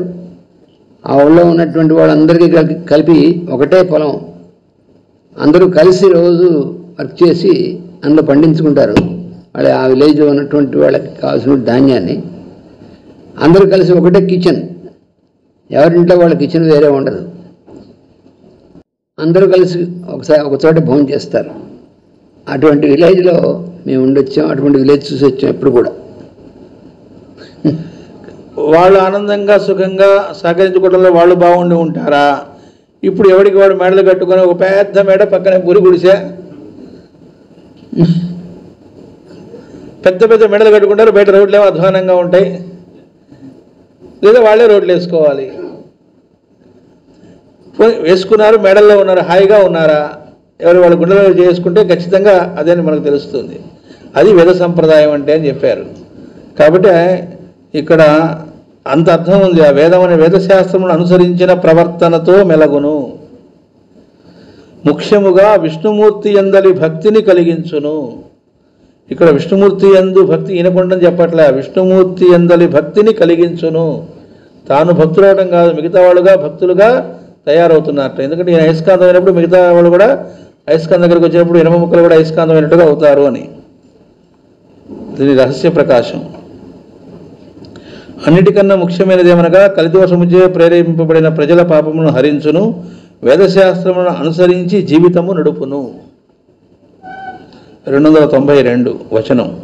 ఇట్లు పెక్కేండ్లు జీవించి భూసుర కుమారక ప్రేరితంబైన తక్షక సర్ప విషానలంబునం ననకు మరణంబని ఎరింగి సంగవర్జితుండై ముకుంద పదారవింద భజనంబు సేయుచు సుఖయోగీంద్రుని వలన నాత్మ విజ్ఞాన సంపన్నుండై గంగాతటంబున శరీరంబు విడిచి నిర్గత భయశోకంబైన లోకంబు ప్రవేశించునని జాతక ఫలంబు చెప్పి లబ్ధ కాములై భూసురులు శనిరంతా. అది కూడా చెప్పేశారు. ఈ విధముగా పరీక్షిత్తు చాలా సంవత్సరములు జీవించును. ఒక బ్రాహ్మణ కుమారునిచే ప్రేరేపింపబడిన తక్షకుని విషాగ్నిచే చనిపోవుదునని తెలుసుకొని సంగములను విడిచి విష్ణుని పాదపద్మములను భజించుచు సుఖయోగీంద్రుని వలన ఆత్మజ్ఞానమును పొంది గంగాతీరమున శరీరము విడిచి భయము శోకము లేని లోకమును పొందును అని బ్రాహ్మణులు పరీక్షిత్తు జాతక ఫలములను చెప్పి తమ కోరికలు తీరిన వారై సన్మానింపబడి వెడలిపోయిరి. అంటే మొత్తం కథ ధర్మరాజుకి పుట్టిన శిశువు గురించి చెప్పేయడం అయిపోయింది. అంటే ఇలా జరుగుతుందని మొత్తం దైవజ్ఞులు అన్నారు కదా, అది దైవజ్ఞులు అంటే అర్థం. ఇక్కడ మనకు వెంటనే డౌట్ వస్తుంది, అదేంటండి మరి మొత్తం చెప్పినప్పుడు ముందే జాగ్రత్త పడవచ్చు కదా. అసలు ధర్మరాజు ఈ విషయం అంతా అతనికి చెప్పేసి ఇచ్చేయచ్చు కదా, బాబు ఇలా జరుగుతుందిట జాగ్రత్త అని చెప్తే కరెక్ట్గా ఉంటాడు కదా అని అనిపిస్తుంది మనకి. అంతేగా, కామన్ సెన్స్తో చూస్తే అలా ఎందుకు చేయలేదు ధర్మరాజు, మరి చెప్పచ్చు కదా అనిపిస్తుంది. ఇంతకీ మనం జాగ్రత్తగా ఆలోచిస్తే ధర్మరాజు ఎవడు? ఆయన మానవుడిగా వచ్చింది నిజమే, కానీ ఆయన ఎవరు ఇంతకీ? అదంతా జగన్నాటకం. లోకంలో వాళ్ళందరూ వచ్చింది దేనికో వాళ్ళకి తెలుసు. కాబట్టి ఎక్కడా కూడా తెలిసినప్పటికీ రివీల్ చెయ్యరు, సూచనలు చేస్తారు తప్ప మొత్తం ఇది బాబు పిక్చర్ అని చెప్పారట. మాస్టర్ గారు ఒకసారి విశాఖపట్నంలోనే ఎవరో వచ్చి ఏదో జాతకం చూపెట్టి ఏదో అడిగితే ఈ సంబంధం వద్దు అన్నారట. ఏది పూర్తిగా కూడా చూడాలి, ఇవ్వగానే పేపర్ ఇలా తీసుకున్నారు, మళ్ళీ ఇచ్చేసి వద్దు అన్నారట. వాళ్ళు డ్రాప్ అయ్యారు, కానీ లోపల బాధపడ్డారట. చాలా మంచి సంబంధం, నిజంగా వాళ్ళు చాలా మంచి వాళ్ళు, కుటుంబం మంచిది, యోగ్యులు, వద్దన్నారు ఎందుకనో అని ఆపేశారు. ఆపిన 6 నెలలకు ఆ పిల్లాడు చనిపోయాడు. చేసుంటే కుమార్తె విధవరాలయ్యేది. అప్పుడు వచ్చి పరిగెత్తుకుంటూ మాస్టర్ గారి కళ్ళ పడి లోపల బాధపడ్డాం, కానీ మీరు చెప్పింది పాటించాం, బ్రతికిపోయాం అని అంటే అప్పుడు మాస్టర్ గారు చెప్పారట, ముందుగా అలాంటివి చెప్పడానికి అనుమతి లేదు, ప్రకృతి నియమాలు కొన్ని ఉంటాయి, సూచించగలము, అదృష్ట కొద్ది నువ్వు మాట విన్నావు అన్నారు. ముందే చెప్పేయచ్చుగా, బాబు చేసుకుంటే పోతాడు, అలా చెప్పరు. ఎందుకంటే ప్రకృతి నియమాలని ఉల్లంఘించరు. ఇక్కడ చూడండి ధర్మరాజు, అందుకే ధర్మరాజు అన్నారు ఆయన్ని. ఆయన ఎవరు? తన మనవడే కదా. మనవడైనప్పటికీ అతనికి ఇవన్నీ రివీల్ చేయరు. ఎట్లా ప్రవర్తించాలో, ఎట్లా అతనికి భక్తి అనేది అలవట్టానికి జీవించాలో అవన్నీ నేర్పాడు. ఆయనే గురువు ధర్మరాజు. అందుకే చెప్పారు కదా, అర్జునుడు ఎవరికి అప్పచెప్పాడు? ధర్మరాజుకి అప్పచెప్పాడు. ఆయన శిక్షణలోనే తయారయ్యాడు. కానీ అవన్నీ చేస్తారు తప్ప మొత్తం రివీల్ చేయడం అనేది ఆ ప్రకృతి నియమాలని ఉల్లంఘించడం అనేది ఉండదు అనేది మనం ఇక్కడ అర్థం చేసుకోవాలి. దీని యొక్క రహస్య ప్రకాశం. చాలా సంవత్సరములు జీవించి ఒక బ్రాహ్మణ కుమారునిచే ప్రేరేపింపబడిన సర్ప విషాగ్నిచే చనిపోవుదులని తెలుసుకొని నిస్సంగుడై విష్ణుపాదములు భజించుచు సుఖయోగి వలన ఆత్మవిజ్ఞానము కలిగి గంగాధరమున దేహము విడిచి భయము సుఖము లేని లోకమున ప్రవేశించును. ఇట్లు జాతక ఫలము చెప్పి బ్రాహ్మణులు తమ కోరిక తీర బహుమానములు స్వీకరించి వెడలిపోయిరి. 293వ పద్యం. తన తల్లి కడుపులో ఫలమును సూచిన విభుడు విశ్వమున నెల్ల గలండనుజు పరీక్షింపగా జనులనకు పరీక్షన్ నరేంద్రుడండ్రు మునీంద్ర. తాను తల్లి కడుపులో నుండగా ఏ వాసుదేవుని చూచెనో అతడు ప్రపంచమునందు అంతట గలడాయని కన్నులు విప్పి తన జనన కాలమున 4 దిక్కులను పరీక్షించుట వలన పెద్దల తనని పరీక్షిత్తు అని పిలిచిరి. తల్లి కడుపులో నుండగా తనకు కనిపించిన దివ్యరూపుడు ఈ ప్రపంచమున అన్నిటి యందునూ గలడని ఆశించి జననకాలమున కన్నులు తెరిచి పరీక్షించెను. అది గ్రహించి వారు వానికి పరీక్షిత్తు అని పేరు పెట్టిరి. ఇది ఇందా మనం చెప్పుకున్నది. 294. కళల చేత రాజు గ్రమమున పరిపూర్ణుడైన భంగి దాతలను దినంబు పోషణంబు సేయ పూర్ణుడయ్యను ధర్మ పటల పాలకుండు బాలకుండు. తాతలు ప్రతిదినము తన్ను గారాభముగా పోషించి పెంచుచుండగా శుక్లపక్షమున చంద్రుడు కళల నుండి ఎట్లు పరిపూర్ణుడగునో అట్లే పరీక్షిత్తు పరిపూర్ణుడై పెరిగెను. చంద్రుడు కళలతో నుండి పూర్ణిమయందు పరిపూర్ణుడైనట్లు ప్రతిదినము తాతల పోషణ చెంది ఇతడు పరిపూర్ణుడయ్యను. ఇక్కడ గారాభం అని మాట వేశారు. మేము కూడా గారాభంగా పెంచుతున్నామండి, ఏ పనులు చెప్పకుండా. అంటే ఆ గారాభం కాదు, గారాభం అని పదం వాడుతున్నాం కానీ అర్థం అది గారాభంతో అంటే అర్థం ఏంటంటే ఇంకా శ్రద్ధతో అని అర్థం. వాడిని బాగుపడాలంటే ఏం చేయాలో అట్లా అని అర్థం. మాకు వివేకానంద స్వామి చెబుతారు, పిల్లల్ని పెంచేటప్పుడు వాడికి యాక్టివ్గా ఇంద్రియాలు అవన్నీ ఉంటూ బాగా ఇదిగా ఉంటాడు కాబట్టి వాడు బ్యాలెన్స్ అవ్వాలి అంటే వాడికి సత్కర్మాచరణ, వాడికి చక్కగా మంచి పనులలో ప్రవేశపెట్టండి, ఎక్కడా గ్యాప్ లేకుండా పనులలో పెట్టండి అన్నారు. అంటే వాడి చేతనే సరుకులు తెప్పించడం, వాడి చేతనే మార్కెట్కి వెళ్ళి కూరలు తెప్పించడం, రకరకాల పనులలో పెట్టడం ద్వారా ఏమవుతుందంటే డిసిప్లిన్ అనేది ఆటోమేటిక్గా అలవడుతుందిట. ఏవి ఎట్లా తేవాలో తెలుస్తుంది, మన కుటుంబ అవసరాలకు పరిస్థితిని బట్టి ఎట్లా సర్దుకుపోవాలో తెలుస్తుంది, వేస్ట్ చేయకుండా ఎలా ఉండాలో తెలుస్తుంది, పనులు తెలుస్తాయి, అన్నీ అర్థమవుతాయట. అంటే బాధ్యత అనేటువంటిది, కర్తవ్యాన్ని ఎలా ఆచరించాలనేది అవన్నీ అర్థమవుతాయి.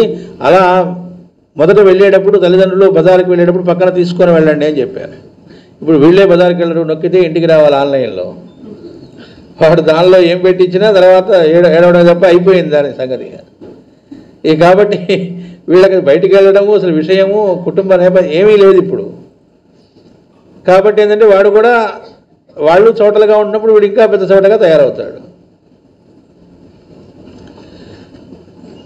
పరిపూర్ణుడయ్యను అన్నారు. అంటే చంద్రుడు ఎలా అయితే పూర్ణిమయందు పరిపూర్ణుడైనట్లు అన్ని షోడశ కళలతో ఆయన దేనట్లుగా అన్ని రకాలుగా అద్భుతంగా తయారు చేశారని అర్థం. అంటే అటు యుద్ధ విద్యలు కావచ్చు, అవి కాకుండా విడిగా రకరకాల రాజుగారి పరిపాలించాలట అంటే ఎన్ని రకాల విషయాలు తెలియాలి. అంటే అర్థం ఏమిటి, పరిపాలన అనగానే వెరివేళ్లగా ఉండటం కాదుగా, రకరకాలుగా చారులు ఉండాలి, ఎవడు ఎట్లా మసలుతుంటాడో తెలియాలి, మనస్తత్వం తెలియాలి. అన్నిటికంటే కష్టం కదా అది. వాడిని చూస్తూనే మనస్తత్వం కనిపెట్టగలగాలి, ఎవడు దేనికి పనికి వస్తాడో తెలియాలి. మనకు చాణక్యుడి కథలో చెబుతారు, చంద్రగుప్తమౌర్యుడు పుట్టడానికి ముందు ఆ తండ్రి గారు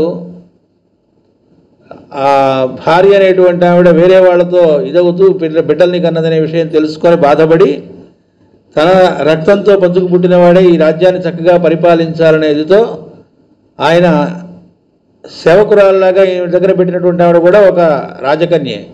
ఆమెను అడిగి వివాహం చేసుకుంటాడు. అంటే వ్యామోహంతో కాదు, దేశాన్ని కాపాడే బిడ్డ పుట్టాలని. అప్పుడు పుట్టినటువంటి వాడే చంద్రగుప్త మౌర్యుడు. ఆ పుట్టినటువంటి బిడ్డను ఏం చేస్తాడంటే, బిడ్డ పుడుతూనే రహస్యంగా, ఇదంతా రహస్యంగా జరుగుతుంది, ఆయన వేరే చోట అనారోగ్యం అని చెప్పి దూరంగా ఉంచుతారు ఊరికి. భార్య దూరంగా ఉంచుతుంది అసలు రాణి.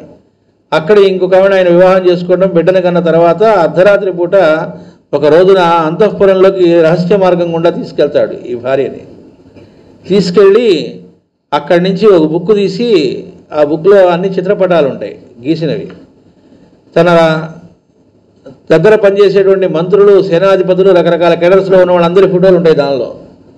అది చేతికి ఇచ్చి వీళ్ళల్లో ఎవడు ఎట్లాంటి వాడో చెబుతాడు. వీడు డబ్బుకు అమ్ముడు పోతాడు అంటే ఆయనకు తెలుసు.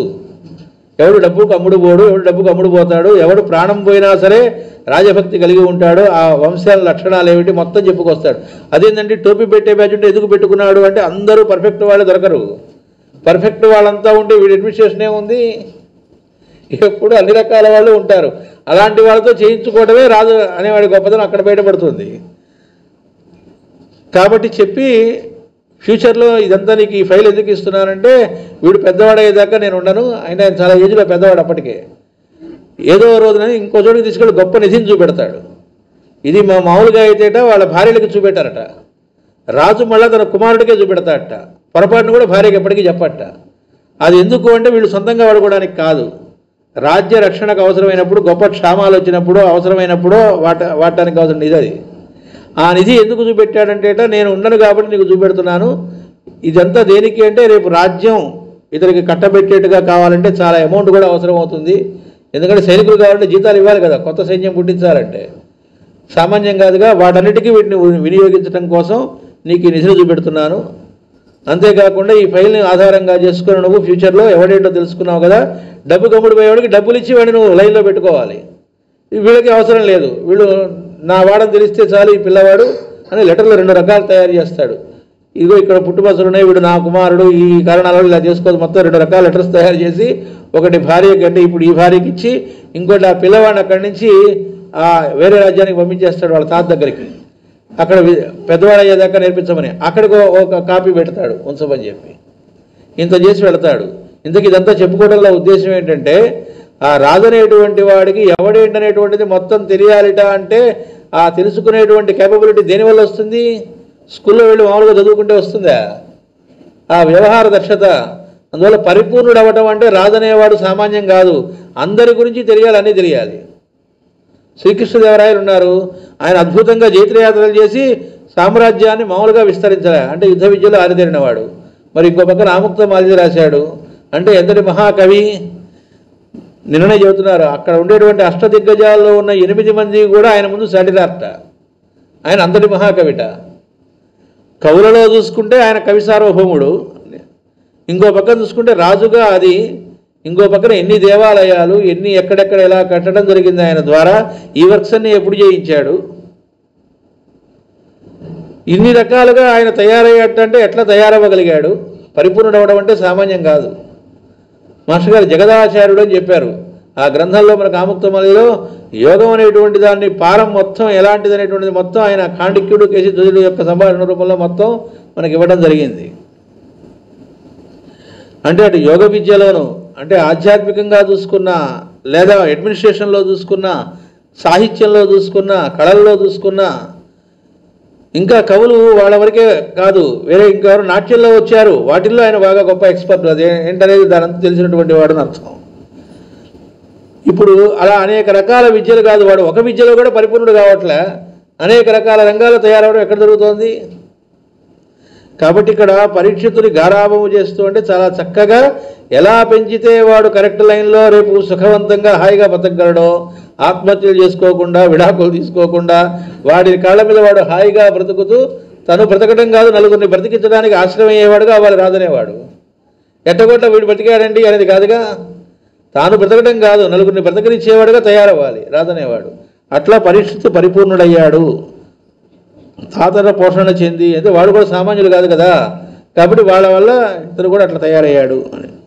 295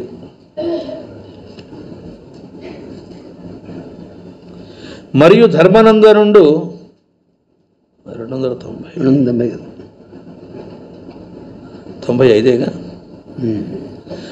మరియు ధర్మనందనుండు బంధు సంహార దోషంబు వాయు కొరకు నశ్వమేధయాగంబు చేయందలంచి ప్రజల వలనం గరదండంబుల నుపార్జితంబైన విత్తంబు సాలక చిత్తంబున జింతించునెడ నచ్యుత ప్రేరితులై భీమార్జునాదులు దొల్లి మరుత్తుండను రాజు మఖంబు చేసి పరిత్యజించి నిక్షేపించిన సువర్ణ పాత్రాధికంపైన విత్తం బుద్ధర దిగ్భాగంబు వలన బలవంతులై తెచ్చిన నా రాజసత్తముండు సమాయత్త యజ్ఞోపకరణుండై సకల బంధ సమేతంబుగా కృష్ణుని ఆహ్వానంబు చేసి పురుషోత్తమునుద్దేశించి 3 జన్నంబులు గావించే తదనంతరంబ కృష్ణుండు బంధుప్రియంబు కొరకు కరినగరంబున కొన్ని నెలల నుండి ధర్మపుత్రాదులచే నామంత్రణంబు వడసి యాదవ సమేతుండై ధనంజయుండు దోడరా నిజ నగరంబునకు జనియే నంత విదురుండు తీర్థయాత్రసని మైత్రేయ ముందట గర్మయోగ వ్రతాది విషయంబులైన ప్రశ్నంబుల గొన్నింటించేసి అతని వలన ఆత్మవిజ్ఞానంబు తెలిసి కృతార్థుండై హస్తిపురంబునకు వచ్చిన పరీక్షిత్తు పెరిగి పెద్దవాడకు సమయమునకు ధర్మరాజు అశ్వమేధయాగము చేయదలిచెను. బంధువులను యుద్ధమున సంహరించిన దోషము పోవుటకై దీనిని సంకల్పించెను. ప్రజల వలన పనులు మునగు వారిని కూడబెట్టెను. కానీ ఆ సంపద చాలలేదు. యజ్ఞము చేయుట ఎట్లా అని యోచించుచుండెను. పూర్వము మరుత్తుడను రాజు యజ్ఞము చేసిన తరువాత విడిచిపెట్టిన సంపద చాలా మిగిలియుండెను. అది ఎంతయూ భూమిలో నిక్షిప్తము చేయబడి ఉన్నది. కృష్ణుని ఉపదేశమున భీమార్జునులు ఉత్తర దిక్కుగా ప్రయాణము చేసి ఆ సంపదను త్రవ్వి తీసిరి. అందు అసంఖ్యాకములైన బంగారు పాత్రలు మున్నగు వానితో కూడిన సంపదయుండెను. భీమార్జునులు బలవంతులై దానిని సాధించుకొని వచ్చిరి. అటుపైన ధర్మరాజు యజ్ఞ పరికరములన్నింటినీ సమకూర్చుకొని బంధువులందరూ కూడగట్టుకొని కృష్ణుని ఆహ్వానము చేసెను. పురుషోత్తమునుద్దేశించి 3 యజ్ఞములు చేసెను. ఆ యజ్ఞములలో ఆధిపత్యము వహించిన కృష్ణుడు బంధువుల కోరిక తీర్చుటకు మరికొన్ని నెలలు హస్తినలో నుండెను. అటుపైన ధర్మజుడు మున్నగు వారి అంగీకారమును పొంది కొందరు యాదవులతో కూడి అర్జునుని వెంటబెట్టుకొని తన పట్టణమైన ద్వారకకు పోయెను. అంతకుముందు విదురుడు తీర్థయాత్రలకు పోయి ఉండెను. అతడు మైత్రేయ మహర్షిని కలిసి కర్మయోగమును గూర్చియు అనేక వ్రతములు మున్నగు విషయములను గూర్చియు ప్రశ్నించి ఆత్మజ్ఞాన విషయమును తెలుసుకుని కృతార్థుడై హస్తినకు తిరిగి వచ్చాను. ఇక్కడ మాస్టర్ గారు బ్రాకెట్లో ఇస్తున్నారు. కృష్ణుడు హస్తిన నుండి ద్వారకకు వచ్చిన వెనుక విదురుడు తీర్థయాత్ర నుండి హస్తినకు తిరిగి వచ్చు లోపున కృష్ణుడు నిర్యాణము చెందెను. నిర్యాణ సమయమునకు ముందు వరకు మైత్రేయుడు కృష్ణుడితో నుండెను. ఆ సమయముననే కృష్ణుడు విదురునకు భాగవత రహస్యము ఉపదేశింపమని మైత్రేయుని ఆజ్ఞాపించెను. కృష్ణ నిర్యాణము తరువాత విదుర మైత్రేయులు కలుసుకొనిరి. కొందరు సిద్ధపురుషులు లోకమునకు వెల్లడి చేసిన యొక్క రహస్యమును అనుసరించి కృష్ణుడు భౌతిక దేహము విడిచిన వెనుక మైత్రేయునిలో ప్రవేశించెను. అప్పటి నుండి నేటి వరకు మైత్రేయులు ఆధ్యాత్మిక విద్యకు జగద్గురువుగా నున్నారు. తరువాత కాలములలో బ్రహ్మ విద్యను ప్రసాదించుటకు వివిధ సిద్ధపురుషుల దేహములు ఆధారముగా వ్యవహరించుతున్నారు. యేసు ప్రభువును అనుగ్రహించిన క్రీస్తు అనబడు వెలుగు ఈ మైత్రేయులు. యేసు శరీరమును వీరు ఆవేశించి మరల లోకమునకు వెల్లడి చేసిన సనాతన బ్రహ్మ విద్యయే క్రీస్తు బోధలుగా వెలువడినవి. భాగవత రహస్య ప్రకాశం ఏమిటి? దీనిలో యేసుక్రీస్తు పేర్లు ఇవన్నీ ఇవ్వటం ఏమిటండి? మనం నిన్న కూడా చెప్పుకున్నాం. ఒక రూపానికో నామానికో ఒక చట్రంలో కనుక బిగించబడినటువంటి వాడికి ఎట్టి పరిస్థితుల్లో తరుణోపాయము లేదు అని చెప్పారు. ఎందుకంటే ఇన్ని రూపాల్లో ఉన్నది ఒకడే అని. అది ఒక పక్కన భాగవతంలో చెప్పుకుంటూనే మళ్ళీ ఇంకో పక్కన ఏం చేస్తామంటే శివుడి పేరు వస్తే ఉచ్చరించడానికి ఇష్టపడని వాళ్ళు ఒక్కొక్కడికి ఒక్కో రకమైనటువంటి ఇబ్బందులు పాపం పెట్టుకుంటూ ఉంటారు. లేదా కొంతమంది శివుడే గొప్ప విష్ణువు కాదని అనుకోవటము, వీళ్ళు వకాలతో పుచ్చుకొని వాళ్ళంతా అసలు వేరు వేరు అనుకున్నట్టుగా. కాబట్టి ఏంటంటే భగవంతుడు ఒకటే కదా, వాడే ఇన్ని రూపాలుగా వస్తున్నాడు సర్వాంతర్యామి అన్నప్పుడు యేసుక్రీస్తు అనే వాళ్ళలో కూడా మరి సర్వాంతర్యామిట అంటే ఉచ్చరించమండి. ఉదయం చెప్పారు కదా, గాడ్ వ్యాక్యూమ్. గాడ్ వ్యాక్యూమ్ అంటే గాడ్ లేకపోవడం లేదు, మనకి వ్యాక్యూమ్. అసలు సత్యం ఏమిటి, జరిగింది ఏమిటి అనేటువంటిది ఇక్కడ మనకి, ఇది మన అందరం కూడా మాస్టర్ గారి నవలా సప్తకాలు చదువుకున్న వాళ్ళందరికీ తెలిసిన విషయమే. ఇక్కడ చూడండి, యాగం చేద్దాం, అశ్వమేధ యాగం చేద్దాము, బంధువులను చంపిన దోషం పోవటం కోసం అని అనుకుని, అంటే ప్రజల నుంచి వచ్చే పనులను కూడబెట్టినా సరిపోలేదు ధనం. మరి సరిపోదే ధనం ఎట్లా అనుకుంటే ఏముందండి ఇంకా అసలు ట్యాక్స్ పెంచేస్తే అయిపోతుంది కదా అనుకుంటాం. ఇప్పుడు వీళ్ళ ఎకనామిక్స్ ఏమిటి ఏడిచినాయి అంటే ఏమీ లేదు, మాటికి ట్యాక్సులు పెంచడం, దండుకోవడం, దాన్ని మింగడం, తర్వాత వాడొచ్చి వీడు మింగాడని ఏడిపోతే వాడు స్కామ్ దాన్ని బయటపెట్టడం, ఇది తప్ప ఇంకేం లేదు. ట్యాక్సులు పెంచడం ఎకనామిక్స్ ఎలా అవుతుంది? కేవలం 6వ వంతు మాత్రమే ట్యాక్స్ తీసుకునేవాళ్ళు ఆ రోజుల్లో. అది కూడా నియమం ఉంది, ఎంత తీసుకోవాలనేది కూడా. ఎట్లా పడితే అట్లా ట్యాక్సులు పెంచి తీసేసుకోవడం అనేది లేదు ఆ రోజుల్లో. 6వ వంతు మాత్రమే తీసుకోవడం అనేది ఉండేది. అంతేకాదు, అంతకంటే తీసుకుంటే ఏమవుతుంది అనేది కూడా ఆ రోజుల్లో ఇచ్చేశారు. అప్పుడు లేదనుకోవద్దు, ప్రియాంబుల్ ఇప్పుడే మాత్రమే ఉందండి, రాజ్యాంగం ఇప్పుడు పెట్టుకున్నాం, అప్పుడు మనువు ఏర్పరిచిన రాజ్యాంగం ఉంది, దాని ప్రకారం రాజులు పరిపాలించేవాళ్ళు. కాబట్టి డబ్బు లేదా లాగేసే ఎక్స్ట్రా అనేది లేదు. అప్పుడు ఎట్లా అనుకుంటూ ఉంటే కృష్ణుడు ఉపదేశించాడట. ఏమనంటే పూర్వం ఒక రాజుగారు యజ్ఞం చేసిన తర్వాత చాలా సంపద విడిచిపెట్టేశాట. వాడేవాడంటే పిచ్చివాడు, విడిచిపెట్టడం ఏమిటి అనిపిస్తుంది. అసలు యజ్ఞం అంటేనే అర్థం అది నలుగురి కోసం అని చెప్పి. దాచుకునే బుద్ధున్నవాడు యజ్ఞం చేయలేడు, చేసినా అది యజ్ఞం అవ్వదు, అది యజ్ఞం అవ్వదు. కాబట్టి అదంతయు భూమిలో నిక్షిప్తం చేయబడి ఉన్నది పెద్దలు చెబుతూ ఉంటారు. మనం గమనిస్తే ఇప్పుడు చూడండి, అదేదో కేరళలో దేవాలయం దగ్గరికి అనంత చాలా బంగారం లోపల ఉందిట అంటే అది సద్వినియోగం చేయడం కోసం అలా అట్టే పెట్టారని అర్థం. అలాగే చెబుతారు మనకు, శ్రీకృష్ణదేవరాయలు కూడా అహోబిలం టెంపుల్ గర్భగుడిలో తాళం వేసి ఉంటుంది, అక్కడి నుంచి శ్రీశైలం దాకా లోపలికి గుహ ఉందని అదంతా సంపదతో నింపి ఉంచాడు అని చెబుతారు. అంటే అర్థం ఏమిటి, అక్కడ అది తర్వాత తరాలకి మళ్ళీ సద్వినియోగం అవడం కోసం అని చెప్పి ఏర్పాటు చేస్తారు వాళ్ళు. అట్లా నిక్షిప్తం చేయబడి ఉన్నదిట. కృష్ణుని సలహా ఉపదేశం మేరకు భీమార్జునుడు ఉత్తర దిక్కుగా ప్రయాణం చేసి ఆ సంపదను త్రవ్వితీసిరి. అక్కడ అసంఖ్యాకంగా బంగారు పాత్రలో మనకు వారితో కూడా సంపద ఉందిట. అది సాధించి తీసుకొచ్చారట. అటుపైన ధర్మరాజు యజ్ఞపరికముల దాంతో అన్ని సమకూర్చుకోవడం, చక్కగా యజ్ఞం చేయడం జరిగింది. అలా 3 యజ్ఞాలు చేశారట. 3టికి కూడా పురుషోత్తముని ఉద్దేశించే చేశారు. జాగ్రత్త చదువుకోవాలి. దేనికి చేశారు అంటే పురుషోత్తముని ఉద్దేశించి చేశారని చెప్పారు అక్కడ. అంతేగాని ఇంకేదో సక్సెస్ రావాలి, లేకపోతే పదవి మనకే ఉండాలి, ఇంకెవరికి ఏదో రకరకాల కోరికలతో చేయలే. అందుకే ఆ యజ్ఞంలో ఆధిపత్యం వహించిన కృష్ణుడు, కాబట్టి కృష్ణుడు ఆధిపత్యం వహించాడు దానికి. బంధువుల కోరిక తీర్చుటకు మరికొన్ని నెలలు హస్తినలో ఉండెను. మనకి పుట్టపర్తిలో సత్యసాయిబాబా వారిని కొంతమంది కలిసి అక్కడ బయట ఒక సత్రం కట్టుకొని, బయటే ఉంటుంది ప్రశాంతి నిలయానికి, దాన్ని ఓపెనింగ్కి పిలిచారట రమణమని. ఆయన రారన్నారట. అదేంటండి, పుట్టపర్తిలో మీరున్నారని అందరూ వచ్చే వాళ్ళ కోసం వసతికి వాటికి మేము ఏర్పాటు చేస్తే మీరు రామంటారు ఏమిటి అని. వాళ్ళ కట్టినటువంటి వాళ్ళు ఒక సమాజానికి సంబంధించినటువంటి వాళ్ళు, ఆ సమాజం వాళ్ళకే వసతి అవన్నీ ఏర్పాటు చేస్తారు, కట్టారు వాళ్ళు. అక్కడ బాబావారు చెప్పేది ఏమిటి, అంతా ఒకటే అని చెప్పి అన్ని సింబల్స్ పెట్టి ఆయన చేస్తూ ఉన్నప్పుడు మాకు ఒక సమాజానికి సంబంధించిన వాళ్ళకైతేనే ఇస్తాము అని పెట్టేటప్పుడు మీరు అది తీసేసి ఎవరికైనా ఇస్తాము అన్నట్టయితే నేను ఓపెన్ చేస్తాను అన్న. కుదరదన్నట్టు వాళ్ళే ఓపెన్ చేసుకున్నారు. మళ్ళీ వచ్చే వాళ్ళందరూ ఎక్కడికి వస్తారు, ఆయన ఉపదేశాలు వినడానికి. అంటే ఊరినే విన్నాం. మా దగ్గర కూడా ఉన్నాయండి, క్యాసెట్లు ఉన్నాయి, సీడీలు ఉన్నాయి, అన్నీ వినేసామండి. దానికి కాదుగా వాళ్ళు చెప్పేది. కాబట్టి ఇక్కడ కూడా ధర్మజుడు అనేటువంటి ఆయన ఆ యజ్ఞంలో కృష్ణుడు ఇక్కడ చెప్పదలుచుకుంది. ఎందుకంటే కృష్ణుడు ఆధిపత్యం ఎప్పుడు వహిస్తాడు, ఆయన స్వార్థం కోసం కనుక యజ్ఞాలు చేస్తే కృష్ణుడేం రాడు, అడుగు కూడా పెట్టాడు అక్కడికి. పరమాత్మ ఎప్పుడైనా నలుగురికి పనికొచ్చేటువంటి వర్క్ దొరుకుతున్న చోటికే వాళ్ళు వస్తారు, దాన్ని అంగీకరిస్తారు. కొన్ని నెలల పాటు హస్తిలో ఉండిపోయాట.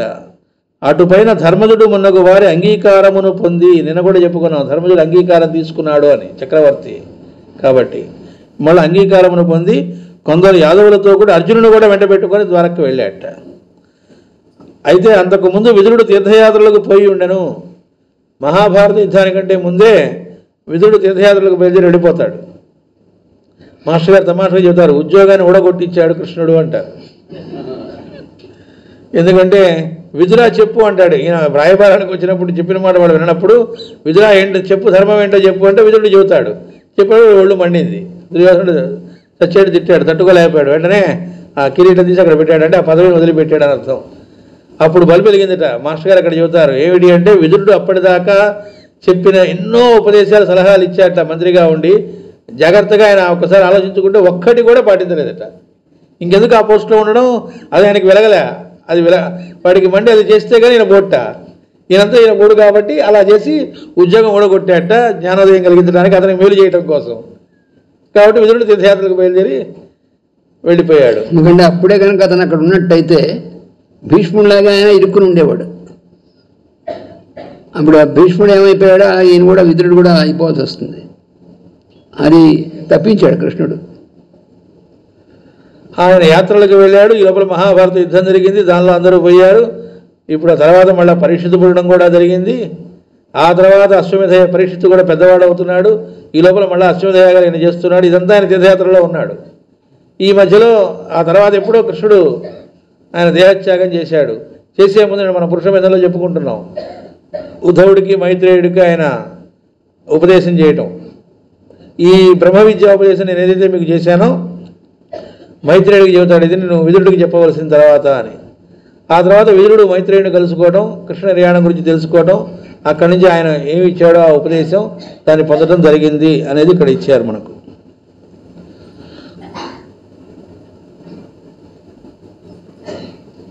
దీని యొక్క రహస్య ప్రకాశం. యుద్ధమున బంధువులను చంపిన దోషము తనకు అంటిన తను భ్రాంతి ధర్మములకు ఇంకనూ పోలేదు. అక్కడ ధర్మం కోసం యుద్ధం చేయించాడు తప్ప ఇంకోటి కాదు కదా కృష్ణుడు ఆ యుద్ధం జరగడానికి కారణం. కాబట్టి అది ధర్మం కోసం జరిగిన యుద్ధం కనుక అందులో పాపం అంటే ఏమి ఉండదు. కానీ ఆ భ్రాంతి మాత్రం ధర్మరాజుకి ఇంకా పోలేదట. అంటే పర్సనల్ మోటివ్తో యుద్ధం చేసి ఉంటే తప్పకుండా దోషం ఉండేది ధర్మరాజుకి. అది పర్సనల్ మోటివ్తో జరిగినటువంటి యుద్ధం కాదంటే తమకి ఇలా తీసేసుకున్నారు, తమ సంపద అంతా తీసేసుకున్నారు అనుకున్నాడు అనుకోండి, అందువల్ల చేస్తామని. అప్పుడు మాకు 5 ఊళ్ళు ఇచ్చినా చాలు అని చెప్పాడు. ఎందుకు అలా అయినా అంటాడు? మరి అంత పెద్ద మహాసామ్రాజ్యాన్ని వాడు తీసేసుకుంటే నిజంగా దాని మీదే తమదే అని చెప్పి దాని మీద అపేక్ష ఉంటే మాకు పీస్ఫుల్గా ఉంటే చాలు, 5 ఊళ్ళు ఇస్తే చాలు అన్నాడు. అలా ఎందుకంటాడు? అందుకని పర్సనల్గా ఉన్నటువంటి మోటివ్ వల్ల యుద్ధం రాలేదు. పైగా ఆ యుద్ధంలో అందరినీ చంపినటువంటి దోషం, అందరినీ చంపడం అనేటువంటిది ఒకవేళ తన వల్ల జరిగిందేమో అని కొంచెం సందేహం, ఆ దోషం అంటిందేమో అని ధర్మరాజుకి. అంతేగా అసలు యుద్ధం అనేటువంటిది మాట కూడా అట్నుంచి వచ్చింది మొట్టమొదట. అసలు యుద్ధము అని ధర్మరాజు ఎప్పుడు అనుకోలేదు, అనలేదు, మా మనసులో కూడా అనుకోలేదు. ఎందుకంటే ఏమనుకోడు ఆయన కృష్ణుడికి, ఆయన ఏమి నిర్ణయిస్తే ఆ విధంగా జరగడం తప్ప ధర్మరాజు ఏమనుకోడు. మన నాటకాల్లో అట్లా చూసినట్టు కాదు. అందుకని ఆయన ఏమనుకోలేదు. యుద్ధం అనేటువంటి మాట ఏమైంది అట్నుంచి వచ్చింది. అంటే కృష్ణుడు పాండవులను రక్షించాడు అనేటువంటి విషయాన్ని చాలా సూక్ష్మమైనటువంటిది. పాండవులను రక్షించడం అంటే ఆ యుద్ధం జరిగేప్పుడు మాత్రం రక్షించడం కాదు, అసలు యుద్ధం అనేటువంటిది వీళ్ళ వల్ల రాకుండా, వీళ్ళకి ఏ దోషము అంటకుండా ఉండేట్టుగా రక్షించాడు వీళ్ళని. అందుకని యుద్ధం అనేటువంటి ప్రతిపాదన ఎక్కడి వాళ్ళు అసలు ఏమీ ఇవ్వం అంటే నిజానికి వాళ్ళ రాజ్యాన్ని వీళ్ళు షరతు పెట్టి ఈ 12 సంవత్సరాలు అరణ్యవాసం, సంవత్సరం అజ్ఞాతవాసం, అప్పుడు బయటపడకుండా ఉంటే అప్పుడు వాళ్ళ రాజ్యం వాళ్ళకి ఇచ్చేస్తామని షరతు మీద అది తీసుకున్నారు. వీలైనంత వరకు అజ్ఞాతవాసం జరగకుండా చూద్దానికి ప్రయత్నం చేశారు, వాళ్ళ వల్ల కాలేదు. మరి అయిపోయిన తర్వాత షరతు ప్రకారం వాళ్ళది కదా అని వాళ్ళకి ఇచ్చేయాలి కదా. అది వాళ్ళది అనేటువంటి భావన లేదు, తీసేసుకున్న తర్వాత మంది అనేటువంటి భావన అది వాళ్ళు చేసింది. వాళ్ళకి పర్సనల్ మోటివ్, ఎవరికి? కౌరవులైనటువంటి వాడికి, ధృతరాష్ట్రుడికి, కౌరవులకి అందరికీను వాళ్ళ మొత్తం అంతా కూడా మనదే అని చేసుకోవాలనేటువంటి దుష్టమైనటువంటి ఆలోచన. దానికి తోడుగా వాళ్ళతో వంతపాడేటువంటి రాజులైనటువంటి వాళ్ళందరూ కూడా అందరూ వాళ్ళతో చేరారు. వాళ్ళందరూ కూడా అంత మాత్రమే కాకుండా ప్రజల్ని కూడా పీడించేటువంటి వాళ్ళ బ్యాచ్ అన్నమాట వాళ్ళు. చాలామంది పొరపాటు పడతారు ఏంటంటే దుర్యోధనుడు కూడా ప్రజల్ని చాలా బాగా పరిపాలించాడు అని. దుర్యోధనుడు, కర్ణుడు వీళ్ళు కూడా ప్రజల్ని చాలా బాగా పరిపాలించారు అని ఎలా అర్థం వచ్చేటంటే, ఒకవేళ ధర్మరాజుకి వాళ్ళు వచ్చి మళ్ళీ వాళ్ళకి రాజ్యం వెళ్ళిపోయినప్పటికీ కూడా ప్రజలు ఏమీ దాని గురించి పెద్ద పట్టించుకోరు అన్నట్లుగాను. అలా ఏం లేదు, చాలా జాగ్రత్తగా చూసుకోవాలి వీళ్ళల్లో. ఎందుకంటే దుర్బుద్ధి అనేటువంటిది, ఈ మన సొంతం చేసుకుందాం అనేటువంటిది ఉండడం వల్ల వాళ్ళు పాండవుల్ని పంపించేసి వాళ్ళంతా కూడా తీసుకునేటువంటిది కాకుండా, అదే దుర్బుద్ధి అనేటువంటి దానివల్ల ప్రజలందు కూడా వాళ్ళలాగే ప్రవర్తిస్తారు. అందుకని ఆ ప్రజలు ధర్మరాజు గురించి అసలు ఆయన ఎప్పుడు వస్తాడనేటువంటి ఎదురు చూస్తున్నటువంటి స్థితిలో ఉన్నారు వాళ్ళు. అందుకని వీళ్ళు నిశ్చయంగా చెప్పేశారు, మేము ఇవ్వం, ఇక కావాలంటే యుద్ధం చేసి గెలుచుకోండి అని. ఆ యుద్ధం అనే మాట వాళ్ళ దగ్గర నుంచి వచ్చింది. అంతేకాదు, యుద్ధం స్టార్ట్ అయినటువంటి సమయంలో కూడా ఆ యుద్ధ క్షేత్రంలో అంతా సిద్ధమైపోయిన తర్వాత అప్పుడు కూడా స్టార్ట్ చేసింది ఎవరు? ఆ భీష్ముడు. తస్య సంజనయన్ హర్షం కురు వృద్ధ పితామహ సింహనాదం జ్యోత్సై శంఖం దద్మౌ ప్రతాపవాన్ అని మొదటి అధ్యాయంలో చెప్పాడు. మొట్టమొదట వీళ్ళ తరఫున శంఖం ఊది యుద్ధం మొదలు అనేటువంటిది డిక్లేర్ చేసింది కౌరవులు. అందుకని ఎక్కడ ధర్మరాజుకి ఏ రకమైనటువంటి దోషము అంటకుండా రక్షించాడు. ధర్మరాజుతో పాటు పాండవులు వాళ్ళందరికీ కూడా వీళ్ళ వల్ల ఎప్పుడూ అక్కడ యుద్ధం రాలేదు. ఈ జరిగినటువంటి మహాసంగ్రామం, అందులో మహా జన సంక్షేమం కూడా వీళ్ళ వల్ల రాలేదు. కానీ ధర్మరాజుకి ఎంతైనా మన నిమిత్తంగా ఏమైనా జరిగిందేమో పాపం అక్కడ అది అన్నమాట ధర్మరాజు యొక్క ఇది. అందువల్ల ఈ ధర్మరాజు కాబట్టి ఇది ఎలా పోగొట్టుకోవాలి అని శంకలో ఉన్నాడు. యుద్ధ ముహూర్తం కూడా అక్కడ మాస్టర్ గారు చెబుతారు. యుద్ధం అనే మాట అక్కడ వచ్చింది, అయితే ముహూర్తం కూడా మీరే పెట్టండి అంటే ముహూర్తం కూడా ఉత్సాహంగా వాళ్ళే పెట్టారట. అంటే వాళ్ళే ముహూర్తం పెట్టుకున్నారు.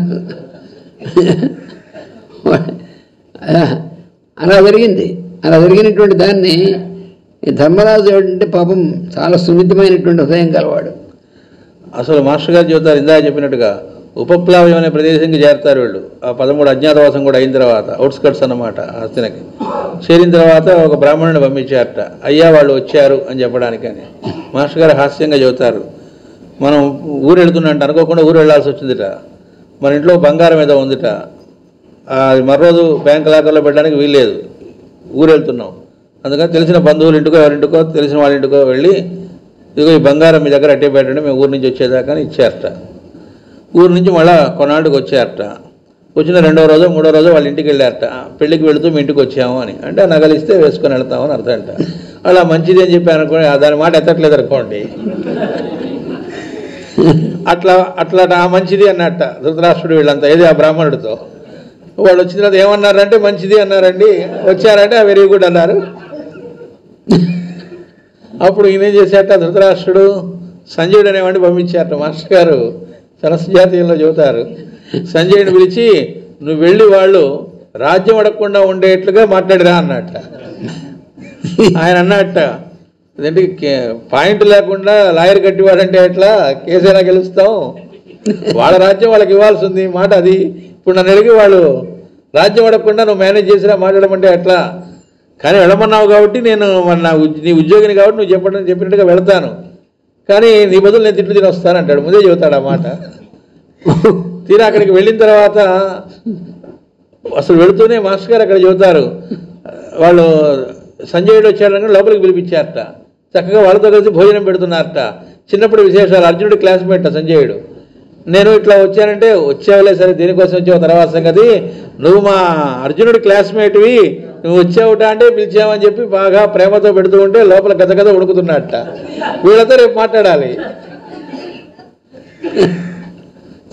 అంతా చాలా ప్రేమగా ఉండి అంత చక్కగా పెట్టిన వాడితో కూర్చొని వ్యవహారాలు తర్వాత నడపాలి. అది ఇప్పుడు నటిస్తున్న తర్వాత వాళ్ళు మహాప్రేమతో ఉన్నారు, అప్పుడు ఇంకా కష్టం అది. అంతా అయిన తర్వాత భోజనాలు అనేది ఇప్పుడు నువ్వు వెళ్ళు, నీకు విడిది గృహం ఏర్పాటు చేసాం, రేపు రా కోర్టుకు మాట్లాడుకుందాం, కోర్టు కంటే సభకి రా అన్నారు. వచ్చాట. వచ్చినప్పుడు అక్కడ మాస్టర్ గారు ఉరికనే కాదు, సంజయుడు వచ్చి తక్కువ వాడేం కాదు, అంతటి సంజయుడు కూడా అక్కడ మాట్లాడటం మొదలు పెడుతూ చెప్పాట, ఏమండి మన భీముడు ఉన్నాడు అనుకోండి, యుద్ధం చేశాడు అనుకోండి, 10,000 మంది అట్లా లేస్తారు సామాన్యుడా. కానీ అటు పక్క మరి దుర్యోధనుడు ఉన్నాడు, అతను చేస్తే 1,00,000 మంది పోతారు కదా. నెంబర్లు కూడా ఎక్కువగా చెప్పడం మొదలుపెట్టాడు. అర్జునుడు వచ్చాడు అనుకోండి, ఇలా చేశాడు అనుకోండి, 10,000 మంది పోతారు అనుకోండి, మరి అటు నుంచి భీష్ముడు ఆయన చేస్తే 10,00,000 మంది. ఇలా చెప్పుకుంటూ వస్తూ ఉంటే టక్కన ఒకటే పాయింట్, లా పాయింట్ అంటే అడిగాట, ఏంటి మాట్లాడితే యుద్ధం గురించి చెప్తున్నావు, యుద్ధం ఏమిటి, అసలు యుద్ధం గురించి ఎందుకు వస్తుంది, ఏమిటి అక్కడ అనుకుంటున్నారా అని అడిగాట. వాడు కథ ఉడిగాట, వాడి దగ్గర పాయింటే లేదు. ఇక యుద్ధం ఎక్కడాను. అయినప్పటికీ వాడు మాట్లాడుతూ అన్నట్ట, నువ్వు ఆ రోజున అది మాయాజూదం అని తెలిసి కూడా నువ్వు ఎందుకని మాట్లాడకుండా అడవికి వెళ్ళావంటే నువ్వు మంచివాడివి అని అనిపించుకోవాలని దొరద నీకున్నది, కాబట్టి నీ సోదరులను కష్టపెడుతూ నువ్వు అడవికి వెళ్ళావు. ఇప్పుడు కనుక నువ్వు యుద్ధం చేసావనుకో నువ్వు మంచివాడు అనేటువంటిది కాదని ప్రూవ్ అవుతుంది.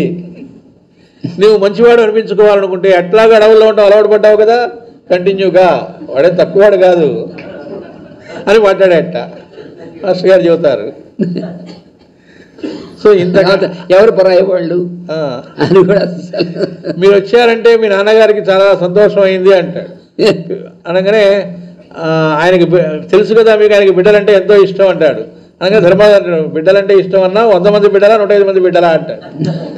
100 మంది బిడ్డలు ఇష్టం అంటే పోతాడు, 105 మంది బిడ్డలు ఇష్టం అంటే బతుకుతాడు అని. ఇలా కాసేపు మాట్లాడిన తర్వాత అప్పుడు కృష్ణుడే లేచాట, నోరుమూయి నువ్వు బయలుదేరి నేను వస్తా అన్నట్ట.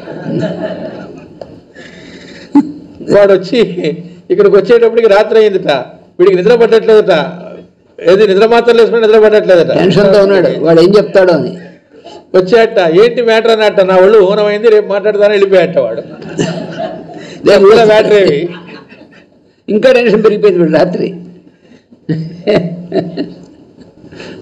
సరే, ఇంతకీ ఏంటంటే అట్లా యుద్ధం అనేటువంటి ఆలోచన వచ్చింది వాళ్ళకే.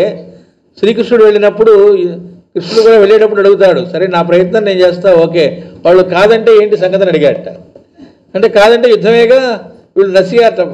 అయితే కృష్ణుడు వాళ్ళని రక్షించాడు అంటే అర్థం ఏంటంటే అక్కడికి వెళ్ళినప్పుడు మీరు కనుక ఇవ్వకపోతే యుద్ధం జాగ్రత్త అనే మాట ఎక్కడ కృష్ణుడు మాట్లాడలేదట, వాళ్ళలో నుంచి అది వచ్చేట్టు చేశాడు. మనం మామూలుగా నాటకాలు చూస్తూ ఉంటాం, చెల్లియో చెల్లకో అని, ఇవన్నీ ఏం చెల్లవు అక్కడ. ఎందుకంటే జరగలేదు అసలు అలాగా. కృష్ణుడు ఎక్కడ పొరపాటున కూడా వాళ్ళని యుద్ధం అనేటువంటి విషయాన్నింటినీ మాట్లాడలేదు. వాళ్ళు మాట్లాడనిచ్చాడు, వాళ్ళు మాట్లాడారు. నిజంగా వాళ్ళలో ఉంది కాబట్టి అది వచ్చింది బయటికి. కాచి రక్షించడం అంటే అది రక్షించడం. అందుకని దోషం అనేటువంటి ధర్మరాజుకి ఏమాత్రం లేదు, కానీ ఆయనకి ఆ దోషం అంటిందేమో ఏకాస్త అనేటువంటి భ్రాంతి మాత్రం ఉండిపోయింది. ఆ భ్రాంతి కూడా తొలగిపోవాలి, లేకపోతే ఆ భ్రాంతితో ఉంటే అది కూడా ఇబ్బంది. మరి ఆ భ్రాంతి తొలగిపోవాలి అంటే ఏం చేయాలంటే అశ్వమేధయాగం చేయమన్నాడు. ఆ అశ్వమేధయాగం అందుకనే ఆ అశ్వమేధయాగం చేసేప్పుడు తన దగ్గరుండి చేయించాడు. ఆ ధర్మరాజు చేత చేయించినటువంటివి తన దగ్గరుండి చేయించాడు. దానిని పోగొట్టుకున్నట్టుకు అశ్వమేధ యాగం తలపెట్టాను. దానికి ప్రజల వలన లభించిన పనులు మునొక వాని వలన లభించిన సొమ్ము చాలక ఏమి చేయవలని ఆలోచించాను. అప్పుడు కృష్ణుడు భీమార్జునులను ఉత్తర దిక్కుగా కొనిపోయి భూమి యందు ఒక చోట త్రవించాను.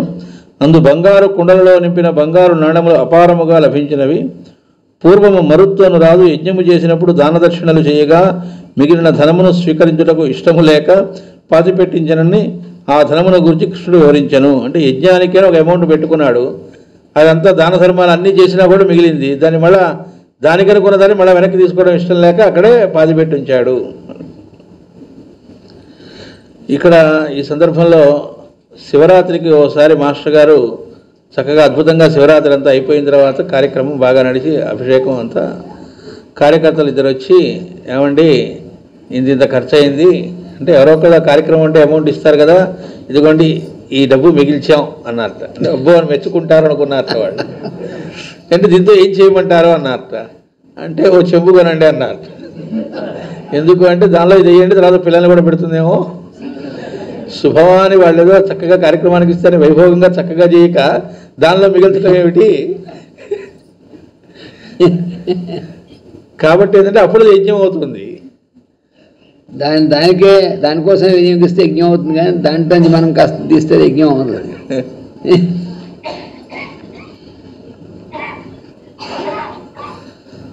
దానిని భీమార్జునుడు స్వీకరించి తెచ్చిరి. దానితో సర్వము సంసిద్ధము చేసుకొని ధర్మజుడు సకల బంధువులను ఆహ్వానించి కృష్ణుని సన్నిధిలో నతడే యజ్ఞపురుషుడుగా 3 యజ్ఞములు చేశాను. అటుపైన మరికొంతకాలము బంధువులందరూ కృష్ణుని హస్తినలో నుండమని వేడుకొనిరి. కొన్ని నెలల నుండి కృష్ణుడు సెలవు తీసుకొని కొందరు యాదవులు అర్జునుడు తోడురాగా ద్వారకకు మరలి వచ్చెను. అది జరిగిన వెంటనే విదురుడు తీర్థయాత్రలకు పోయెను. యాత్ర నడుమ మైత్రేయుని దర్శించెను. అతనిని సేవించి కర్మ, యోగము, వ్రతములు మున్నగు వాని రహస్యములను గూర్చి ప్రశ్నించి ఆత్మజ్ఞానము పొంది హస్తిలకు తిరిగి వచ్చెను. విదురాగమనము 296వ పద్యం. బంధుడు వచ్చెనటంచును గాంధారీ విభుండు మొదలుగానందరు సంబంధములు నెరపి ప్రీతిం బంధుర గతి చేసినప్పుడు మన్నననగా అంత ధర్మనందనుండు విదురునికి మధ్యాహ్న భోజనాది సత్కారంబులు చేయించి సుఖాసీనుండైన తరువాతల అందరూ విననిట్లనియే.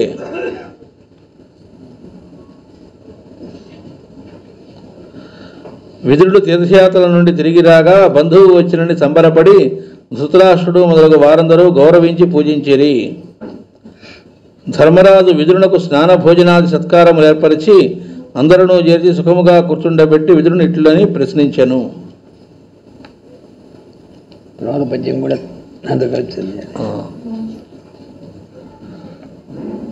ప్రకాశం కూడా చదివేసి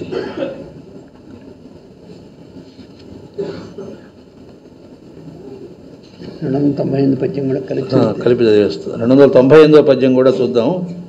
ఏ వర్తనంబున నింతకాలము మీరు సంచరించితిరయ్య జగతిలోన నే తీర్థములు గంటిరెక్కడ నుంటిరి భావింప మీ వంటి భాగవతులు తీర్థ సంఘంబుల ధిక్కరింతురు కదా. మీయందు విష్ణుండు మెరయుక తన మీద తీర్థంబులు మీకంటే మిక్కిలి తీర్థంబులున్నవి తెలిసి చూడ. వే తీర్థంబులవనిపై వెదకనేల మిమ్ము బొడగని భాషించు మేలచాలు వార్తలేమండ్రు లోకలు వసుధలోన మీకు సర్వంబు నెరిగెడు మేధగలదు.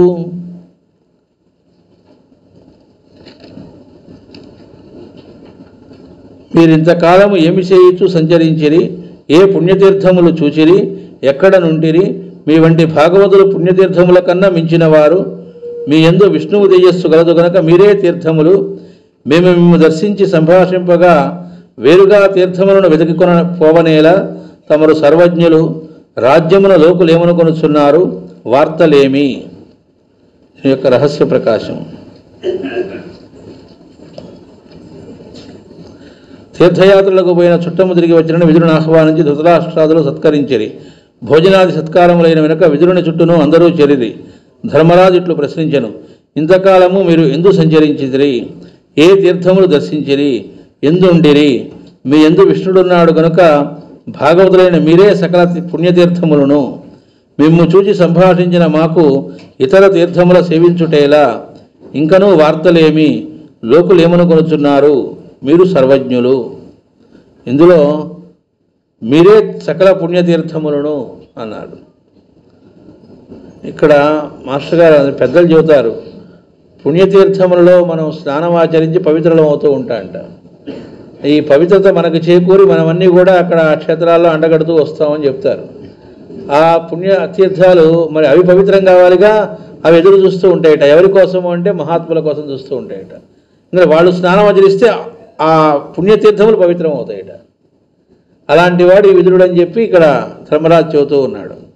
కాబట్టే ఆయన డైరెక్ట్గా ఆయన యొక్క ఉపదేశాన్ని పొందే దానిలో చిన్న పొరపాటు వల్ల డైరెక్ట్గా కృష్ణుడు అందించకపోయినా మైత్రేయుల వారు నువ్వు వెళ్ళి అతనికి దాన్ని తెలియజేయని చెప్పారు కృష్ణుడు. అంటే సామాన్యుడు కాదుగా ఆయన, చిన్న పొరపాటు ఉంటే ఉండొచ్చు అంతవరకే. మిగతా విషయాల్లో సామాన్యుడు కాదు కాబట్టి కృష్ణుడి యొక్క అనుగ్రహం ఆ రకంగా నువ్వే వెళ్ళి తెలియజేయవలసిందని మైత్రేయుడికి చెప్పారు. కాబట్టి అంతటి మహాత్ములు అంటే మహాత్ములైన వాళ్ళు మనకు షిరిడి సాయిబాబా కథలో వస్తుంది. ఎవరో వచ్చి నేను అక్కడికి పోవాలనుకుంటే ఎక్కడికి పోవాలని యాత్రలు అనేటప్పటికీ ఆ అన్నీ కూడా ఆయన పాదాల దగ్గర నుంచే ఆయనకు దర్శనం అయిందని చెబుతారు. ఆ పాదాలు కడుగుతూ ఉన్నప్పుడు నీళ్ళు వస్తాయి, గంగనీరు. అందువల్ల ఏమిటంటే మహాత్ములు అనేటువంటి వాళ్ళు నడిచే తీర్థములు లాంటి వాళ్ళు అని చెబుతారు. వాసుదేవ.